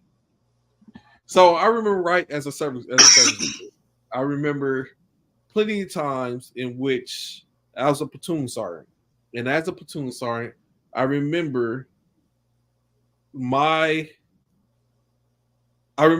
soldiers that were in my platoon that got in trouble or had a little discrepancy or something like that, and we had to go do stuff like go stand in front of the sergeant major or I have to go stand in front of the commander or the battalion commander about something like this. Now, take in consideration that these are people, grown individuals that make their own decisions and make their own and tend to deal with their own situations. But at the point in which the commander or the sergeant major or the battalion sergeant major kept seeing my face, it has a trickle down effect. So it's like wondering, like, why do I keep seeing these people in my office and they're in your platoon? No different from why do we keep seeing them and they're in your company, first sergeant? So that type of stuff, it makes it different. So that's why I had a certain feel for Coach Williams, because it's like, yes, you're doing your best, but y'all losing. Coach, what are you doing, Coach? What's going on over there, Coach? And so it's like, so now, I mean, of course, I don't think that he's going to be fired this year for a 4-36, 40 with 42 games remaining on the schedule. I don't think he's going to be fired this year, but I think it starts off for the next year makes it pretty bad. Like, he's probably got a quick hook next year when it comes down to it. Do you agree? Yeah. Actually, like I said, as much money as they paid him, I think they had a plan. So I think he at least get 3 years, but you got to see some progression. Like this year, I don't think they wanted the progression this year, because they definitely putting up with stuff that you wouldn't expect from where he came from. Like, like you was expecting to see, man, put this young talent together and let's make a playoff run potentially and stuff like that. But obviously they had other plans. So I don't know what Detroit doing. So one of the things I know they did do, they did trade. We have yet another trade that happened, I think, last week, as they traded Marvin Bagley to the Washington Wizards. The Wizards for Gallinari and Muscola, thinking that maybe that'll bring some veteran leadership as well as space the floor a little more. I don't know if that's going to work, or maybe it did work. They strung together another win, so maybe it did work, or maybe it's going to be a short gap in which it'll work. Of course, they did play the Wizards, so maybe that's not saying nothing. The Wizards currently 7-32 on their own year, so it's not like they played the Knicks or the Pelicans or somebody like that. So, of course, of that going further, Wizards are sorry, the Hornets are sorry. I think the Hornets got 8 wins. Yeah, I think so. Yeah, it's a mess over there at the bottom of the East. It's just the same way. Look at San Antonio in in the West. I mean, I'm just saying, but really in the East, some of these teams you got to start asking yourself, man, like, are we ever gonna be competitive? Like anytime ever, like for real, like. Are the Hornets ever gonna be competitive? Are the Wizards ever gonna be competitive? Like, you got no excuses for some of those teams, right? Like Detroit's only excuse is what you got a young team, but you went and paid all this money for the coach. So really, it's a letdown to the fans that's what they putting out there, right? And when you look at these other organizations too, Trey, it's like, what are y'all doing that y'all can't be competitive at all? And I started thinking about, like, is it just what does it, like? I mean, you're asking the right question. What exactly is it for the most part? Like, you think you put X amount of people together and they're able to play together and complement one another, and that's where it is. You like to have a superstar that even one is going to galvanize them and bring them all together to where they play together, or you keep him in the back pocket thinking that, okay, I have a somewhat of a chemistry, but I know if I need him to take it over, he can take it over to keep us consistent, or where we or at least steady, right the ship or steady it, so that way we're able to compete. And I don't think, of course, that's not the mentality of all the teams. I guess it also comes down, people want to get their money and want to show that they are valued, of course. Looking at it, as we know, we're coming closer to the trade deadline. The trade deadline, of course, next month, the beginning of next month. I seen an interesting one to where it had a 3-team trade, to where it had 3 players. Well, it was 3 players. It was a 4-way trade, but it was 3 teams. Those three teams is the Los Angeles Lakers, the Chicago Bulls, and the Golden State Warriors. And what the trade enacted said that it was send Draymond Green to the Lakers, send Nikola Vucevic to the Warriors, and send Rui Hachimura and a first round draft pick to the Chicago Bulls. What do you think of that trade? Do the Lakers really want Draymond at this point? I mean, what is Dray? You need shooting. What is Draymond gonna give you? Like, your problem is you can't put the ball in the bucket enough. Like, you tough enough. You got a defense. Like, you one of the best defensive teams in the league. So you don't need that. You got toughness. I mean, what is Draymond going to bring to the Lakers? I mean, I don't understand what that trade is going to benefit the Lakers when you need to put the ball in the bucket. Like, Draymond not going to help you put the ball in the bucket. You know, like, to me, I see the upside for the Warriors getting Vucevic, though. Like, that dude can play. That dude can ball. You know what I'm saying? And he a big presence down. He a big presence in the paint at times, so they need that. You know what I'm saying? Like, they need some of that. But yeah, they the only winners in that trade. Hachimura, he lose either way. He going to Chicago. Like, Chicago is another one of those teams that's just pitiful.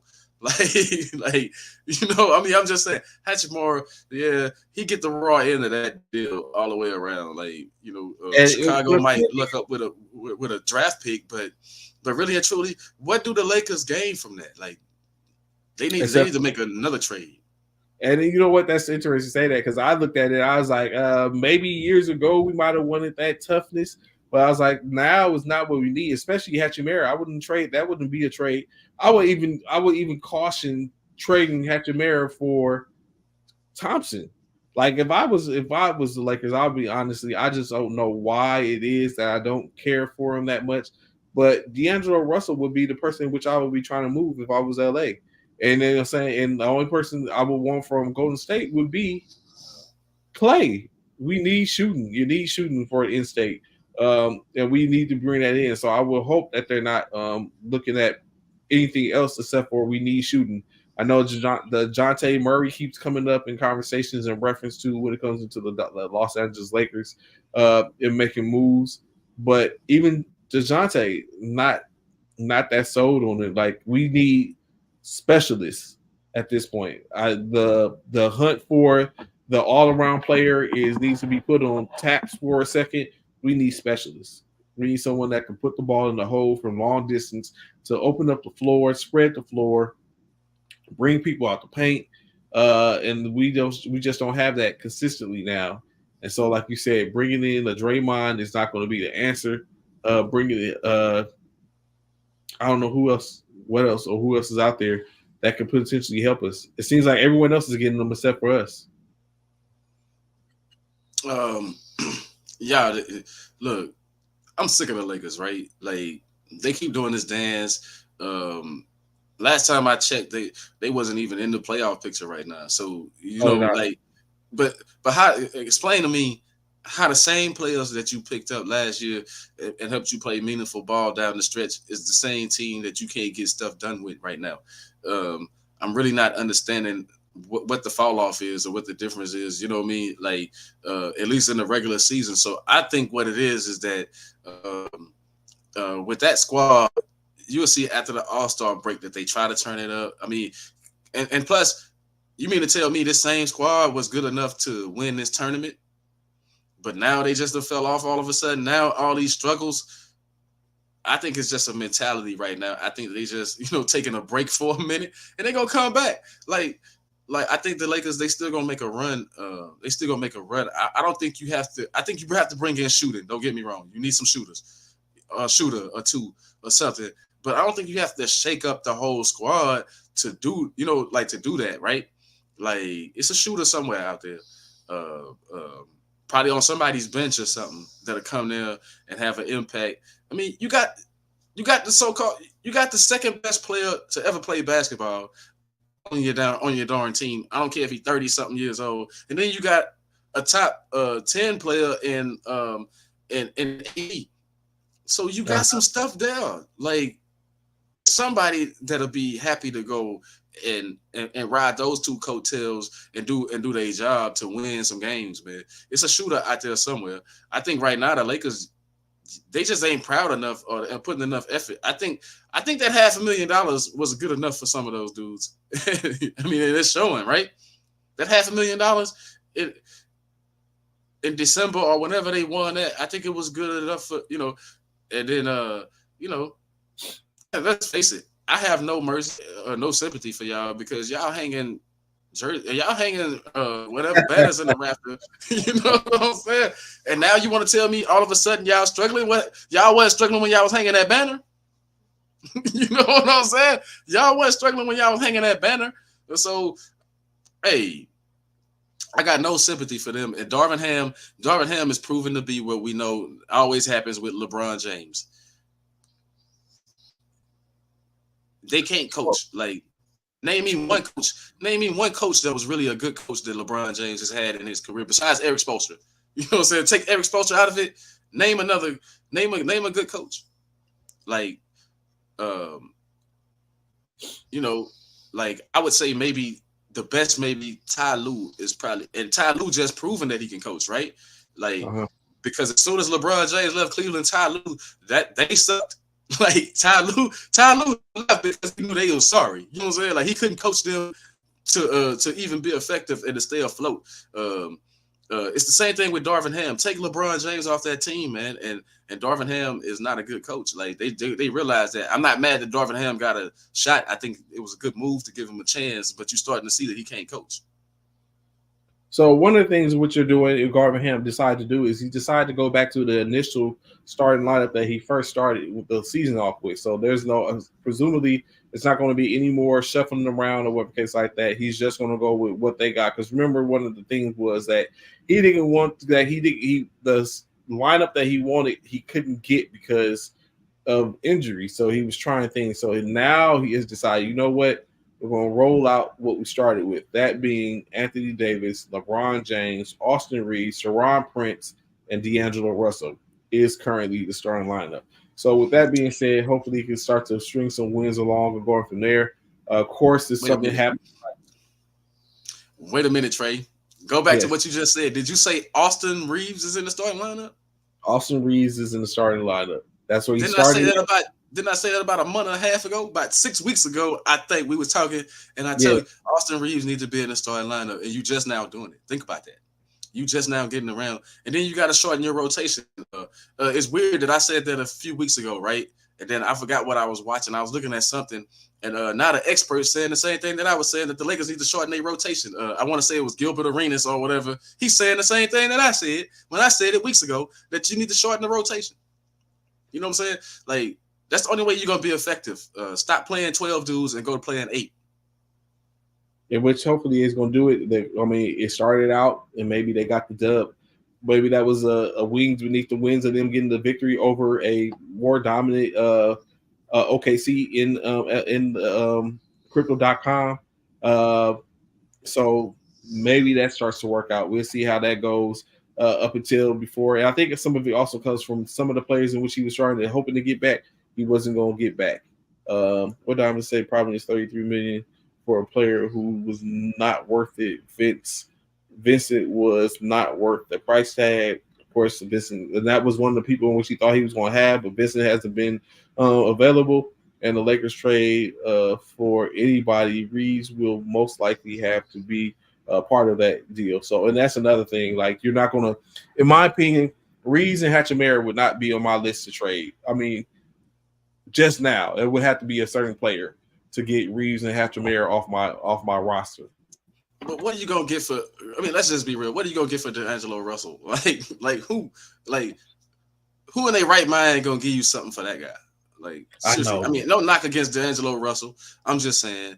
But he's been there, done that. What would his market? Yeah. You know, that's what I'm saying. What would his market value be? Like, you know what I mean? Like, seriously, what would you get for him? Like, who? Unless it's somebody, like, that's what I'm saying. Like a team like the Wizards or something. Yeah, I can see. You know what I'm saying? Like, I can see some of that stuff happening, right? Like, but if I'm them, I mean, you ain't really got the pieces and stuff. But I would look at, like, if you wanted anybody on the Wizards, I would look at getting what's his name back, Kuzma back. You know what I'm saying? Which ain't gonna happen. Which ain't gonna happen. Yeah, I basically. mean, you feel what I'm saying? But I would look at something like that. Like I can see them entertain it. But you never know. It's the Lakers, and they've been known to pull off some, like they've been known to pull off some stuff. Like come on, man. Like remember years ago, like we talking about the same Lakers that ended up getting Paul Gasol for next to nothing. Like they got Paul Gasol for nothing. Well, so what's funny is we thought they got him for nothing, but in which his brother ended up being pretty good, in which he was in our regime. So it's crazy. But I mean, like you said, in state is I don't know how D'Angelo Russell ended up back with us. I was trying to be optimistic. I mean, come on, man, stop it. The Lakers. How many championships did Marc Gasol win in Memphis? None. Exactly. So who won that deal? The Lakers won that deal all day long. Like, I mean, I don't dispute that, but I'm saying that initially, I mean, it wasn't like it was completely in other just whatever was that, and when it was all said and done. To take into consideration, Paul wasn't supposed to be there initially. So, but I mean, so look at I like that I like what Don's saying right there as far as what about Jordan Poole. The reason why I didn't mention Jordan Poole was because I think that his price tag too high. You got to give up everybody on the Lakers for Jordan Poole. You know what I mean? I think his price tag just a little too high. Unless you can figure out a way to unless the Wizards just want to dump him. You know what I mean? For whatever and take whatever the Lakers give him. I think his price tag is just too high. I think you can probably get Kuzma maybe. You know what I'm saying? Maybe, if you make the right deal. But I think Jordan Poole he's too expensive. Like the Warriors paid him and then got rid of him. You know what I'm saying? So he got his money.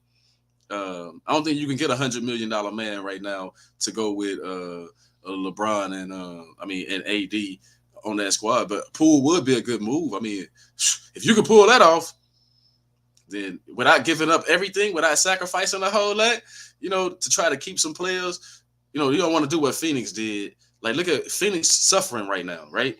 Because they don't have any depth. I think that they're going to make a run. Don't get me wrong. I think that with a healthy Bill and a healthy Booker, they're going to make a run. You know what I'm saying? I think DeRozan, if you can get DeRozan,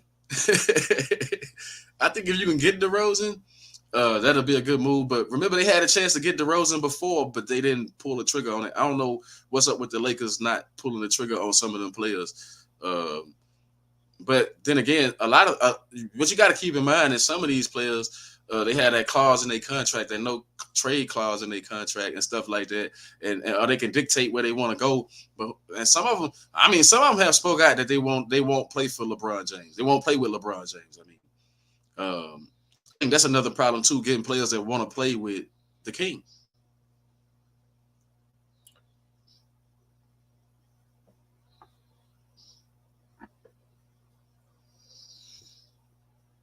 I thought I was hearing something. I guess it's the win. So I mean, definitely. So hold on one second. Yeah, I think. I just think the Lakers, them and the Warriors, they on another thing. If you're a point guard, but that's why you need a shooter. And I wouldn't even look at it as so much as you need a point guard. You need a shooter. Like get one that can shoot the rock and not worry about distributing or whatever. If you already got distributors on your team, we see what's going on. Like we see what's going on with the Clippers. Like I think James Harden playing some of the best basketball of his late career.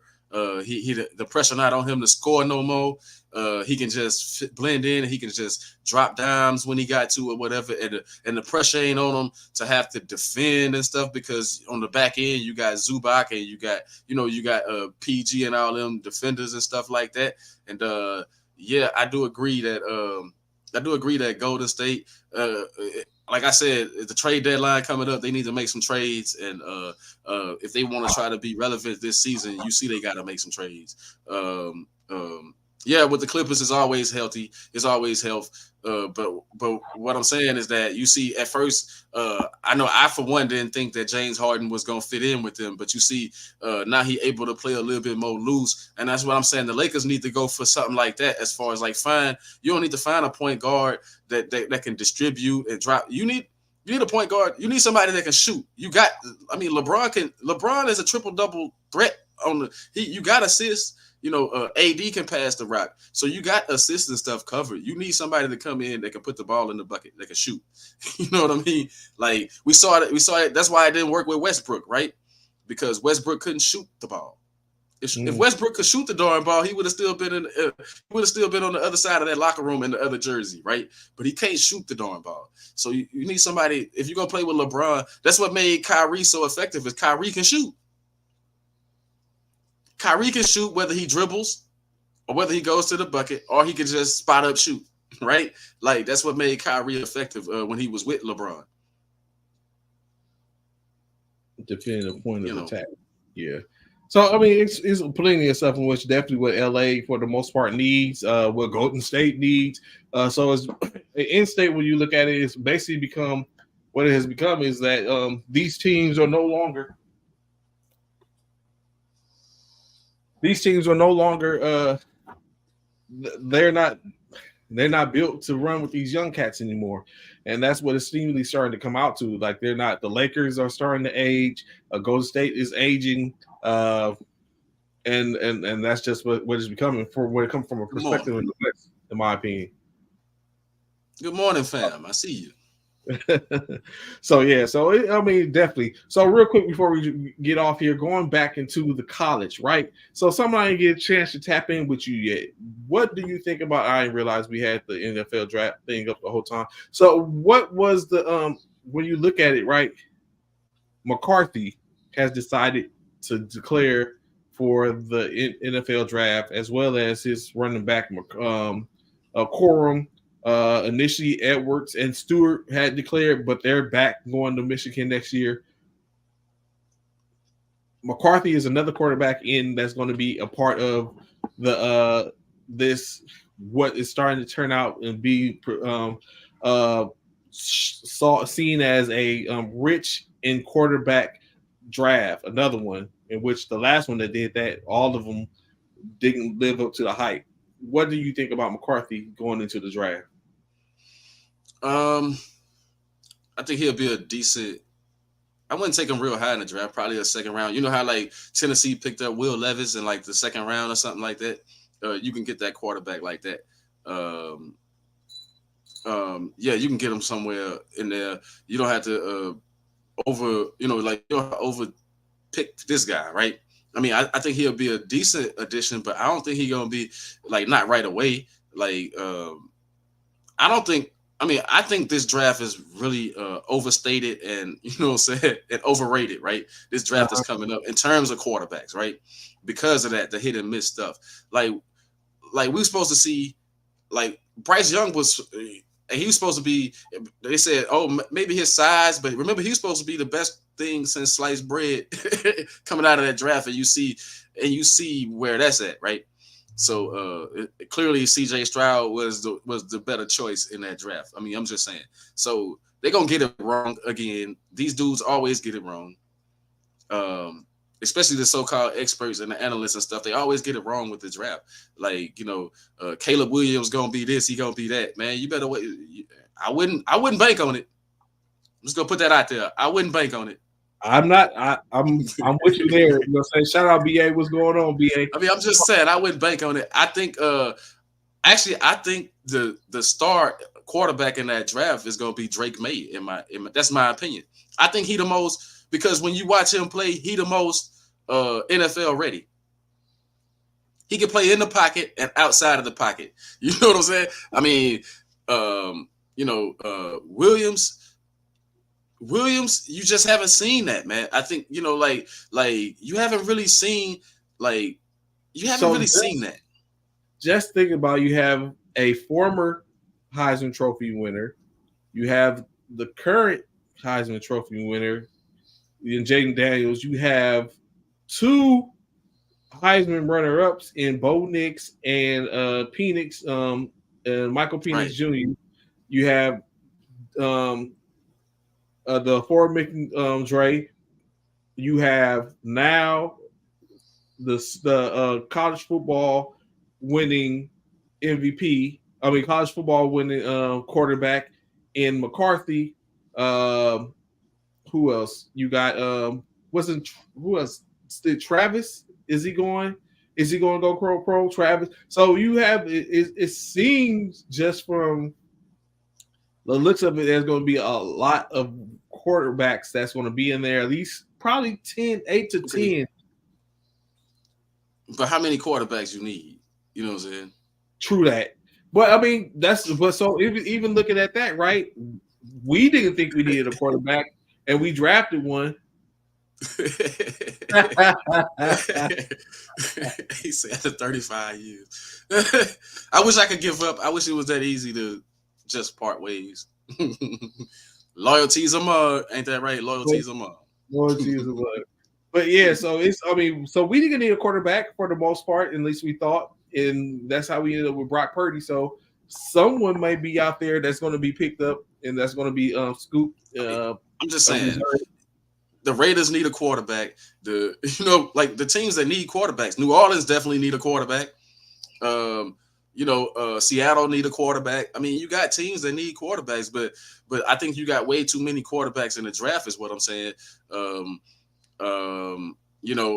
Then teams that need Washington might need a quarterback if they want to get rid of Howell, even though I think Howell pretty good, but they've been talking about replacing him. You know what I'm saying? But when you look at it, like, what other teams need quarterbacks? You know what I'm saying? Cleveland might want to draft a quarterback just to back up Deshaun or something like that. You know what I mean? True, because it's over for Flacco. Like, he's done. I don't think. You know what? I don't think Carolina is as sorry as they are if CJ goes there. I'm not saying they would win games because it came down to coaching and all that other stuff, right? But I'm saying, I guarantee you, CJ Stroud would have won more than 2 games. You know what I'm saying? I mean, CJ Stroud would have at least won 5 or 6 games. They would at least be 6-11 instead of 2 or whatever. Then on the opposite side of that, would when the Texans had been a playoff team? No, under Bryce Young. No, you see that. You see Bryce Young. Bryce Young ain't not ready he wasn't ready for the pros right away. You feel what I'm saying? Like, he not ready for the pros right away. Like you saw he could, like, CJ can read the field great. You know what I'm saying? Like, he good rolling out of the pocket. He good scrambling. He good in the pocket. He good everywhere. Bryce Young just wasn't that good. Like, you saw, like, when the pressure was on and it was thick, like, even when he had time, he made questionable decisions. If y'all saw any Carolina Panther games, even when given time in the pocket, he made questionable decisions with them. So, I think that's the difference, is that CJ Stroud was more pro ready, man. And there's nothing wrong with that. Sometimes some quarterbacks get it right when they come in, but most quarterbacks in the NFL, it takes 2-3 years to be developed. That's why Jordan Love sat behind Aaron Rodgers. You know what I'm saying? Like, and that's why the plan was for Brock Purdy. Brock Purdy just got thrown into the fire, right? So, but he was supposed to sit. Like, he wasn't supposed to be that guy, right? He was third on the list. Mm-hmm. I mean, you feel what I'm saying? So it just happened that he seized the moment when he got an opportunity. So yeah, nothing wrong with having to develop Bryce Young. Would this have been Jordan? Would Jordan Love be who he is today if he hadn't had to sit? I mean, it's saying fair. Romo had what? Dak sat behind Romo for what, a year or so, and then he got half of that year, part of that year, and then he got thrown in. And then he came in. I mean, I'm just saying, you didn't know that these quarterbacks was going to do what they doing, right? Like, excellent point what that Don bring up. Like, look at Baker Mayfield, right? Like at first, everybody, all the pressure was on him. Now he playing pressure free, and now he much better. You know what I'm saying? Like, who's Baker Mayfield surprised you? You know what I'm saying? Like, I think it take a minute. Like, every quarterback don't develop on the same level, right? Like, look at how Justin Herbert got his position, right? Tyrod Taylor, freak accident. Then he comes in, and he just happened to be ready, but he was going to sit behind Tyrod Taylor. You got to think. Yeah. You know what I'm saying? Like, a lot of those quarterbacks. In my opinion, Tyrod isn't a bad quarterback. He just keep on getting the bad break. But Well, so for some reason they had Tua sitting behind Fitzpatrick or whatever, right? Like when he first came in Miami. I mean, I think did Man, that help? they got rid of Did that help Fitzpatrick to Tua out? open the door. Yeah, they got rid of Fitzpatrick to open the door for Tua, which probably wasn't the best thing, but different But didn't that quarterback. help him out? You know what I'm saying? I mean, I'm just saying, did it help him out? Like, you know, like Mac Jones was just thrown in there. He ain't have, you know, he clearly, you know, like he was just thrown in there. So a lot of times, I think you look good like early on when you don't know what to expect, but then when you start learning these complicated offenses and everything that they want you to do within offenses and all the calls that you got to make at the line of scrimmage and all that stuff, I think it affects you. You know what I'm saying? You know, Gino was yeah. I think this is Baker Mayfield. I think because he got his confidence back. Baker Mayfield problem wasn't that he couldn't play when he was up in Cleveland. It's the fact that Stefanski and his teammates quit believing in him. You know what I'm saying? I think going down there with Todd Bowles and Tampa, I mean, and Mike Evans and Godwin and all, they believe in this guy. You know what I'm saying? They believe, like they pumping him up, and I think that's what he needed to get his confidence back. Now you know what? Honestly, I say I'll be 100. Last year, because remember Baker went from Cleveland to Carolina. He got bounced at Carolina unexpectedly because I thought they basically put PJ Walker over Baker Mayfield and Sam Darnold over Baker Mayfield. And then he was on and then it was a short time.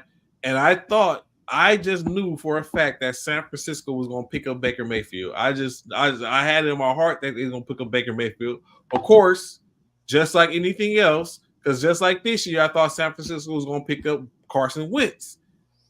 But just like anything else, the Los Angeles Rams always tend to swoop in and grab him, and that's what the Rams did. They picked up Baker Mayfield last year. Baker takes care of business of 5 games. I think they went 3-2 or something like that, or 2-3. But I mean, he won some games at coming in.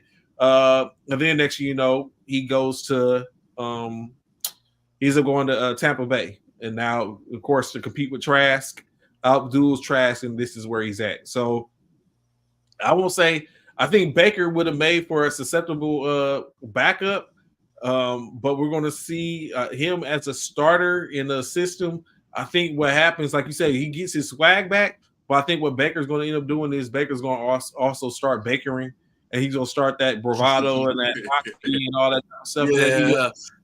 That's what's going to come back. You think so? As long as he stay away from that getting a big head, I think he'll be all right. But yeah, I can see that happening though, because it's definitely a part of his nature, right? It's in his nature. But I think right now it's just, man, stay under the radar like you are and keep doing what you're doing. I like what Don is saying right here. As far as my thing is, it's not that. It's like a lot of these USC quarterbacks have been overrated, and nobody likes to admit that. But I'll admit it. Like they overrated. A lot of those USC quarterbacks have been overrated. The Matt Leinarts, go through their history. The Mark Sanchez's, all those dudes have been. Now, Mark Sanchez was pretty good when he first came in. That's what I was saying. I don't think Mark Sanchez. What I'm saying is, a lot of them been overrated. Like a lot of y'all quarterbacks have been overrated. If I go to USC for anything, I go for the wide receivers because they tend to pan out more than the quarterbacks. I mean, I'm just saying. Like, look at Sam Darnold. Sam Darnold went high in the draft. Whew, boy. Mr. I'm seeing ghosts. I mean, I'm just saying quite a few of the quarterbacks have been overrated coming out of there. And I think that's going to be the problem with Caleb Williams is he overrated, man. Like, you put that USC on, yeah, I think you overrated. I don't care if you win the Heisman Trophy. I don't care what you do. It's just like Ohio State. That was a bad place for quarterbacks, right? But now you're starting to see they getting pretty good. I mean, you know, Justin Fields gave you a glimpse of what it could be. C.J. Stroud just showed you that Tennessee's can be bucked. But until those quarterbacks from USC buck the trend, until one of them buck the trend, then it's still the same to me that traditionally these quarterbacks don't get it done when they come to the pros. So, of course, like I said earlier, greatly appreciate everyone tapping in this afternoon. Of course, later on, we'll be back on. I have a conversation with those coaches from the military basketball coaches, that being Coach Johnson, Coach Green, Coach Morris, as we talk to them about their winning their Martin Luther King tournaments. As you know, the Martin Luther King tournament is a staple time-honored tradition in military basketball. We'll touch on the NMBTs, or the National Military Basketball Tournament's top 25 that came out yesterday. Get their look and their aspect. And then, of course, a couple of them are in there. So, of course, later on this today, I think it'll be about 1800. We're back here again, talking to them, enjoying them, having them on the show, talking a little bit of military basketball and their take on where they are. Of course, JBLE is currently the defending National Military Basketball Tournament champions. We have a hot riser in the Fort Sam Houston, as they've won 2 tournaments in the short time. And then of course Eglin and Timo and company are staples there. And I just have to get with the coach from the West for one of the West. So hopefully a good show, especially for those that watch military basketball. If you're just a fan or supporter of service members, that's another reason to tap in. So greatly appreciate y'all. Be sure to tap in later on today. Any last words before we get out here, Coach? I just want to say, as in response to that, it's no secret the Jets don't draft good. They don't. Like they don't, but a lot of teams don't. It's a hit or miss, right? Like a lot of times you're looking at the quarterback in the first round, but how many of those first round draft picks paying off? Where did Mahomes come from? Look at your top quarterbacks right now. Other than Lamar Jackson, look at Josh Allen and all them, man. Like, so they wasn't, and look at what schools they came from. These are unpredictable picks in the draft that are killing it right now. So you got to look at that aspect of it. The ones that you think are going to be something ain't, and the ones that you don't expect. I mean, look at Trey Lance. He was expected to be something. He ain't been nothing. Mahomes wasn't expecting to be nothing. Nobody even knew who he was coming out of Texas Tech. You know what I mean? But look at him, the best quarterback in the game. So I'm saying, like, it's a hit and miss thing.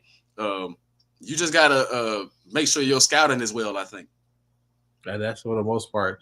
So be sure to scout us out later on. And, of course, any other time, y'all know to find us either whether it be Twitter, LinkedIn, Facebook, Instagram with at times, or YouTube.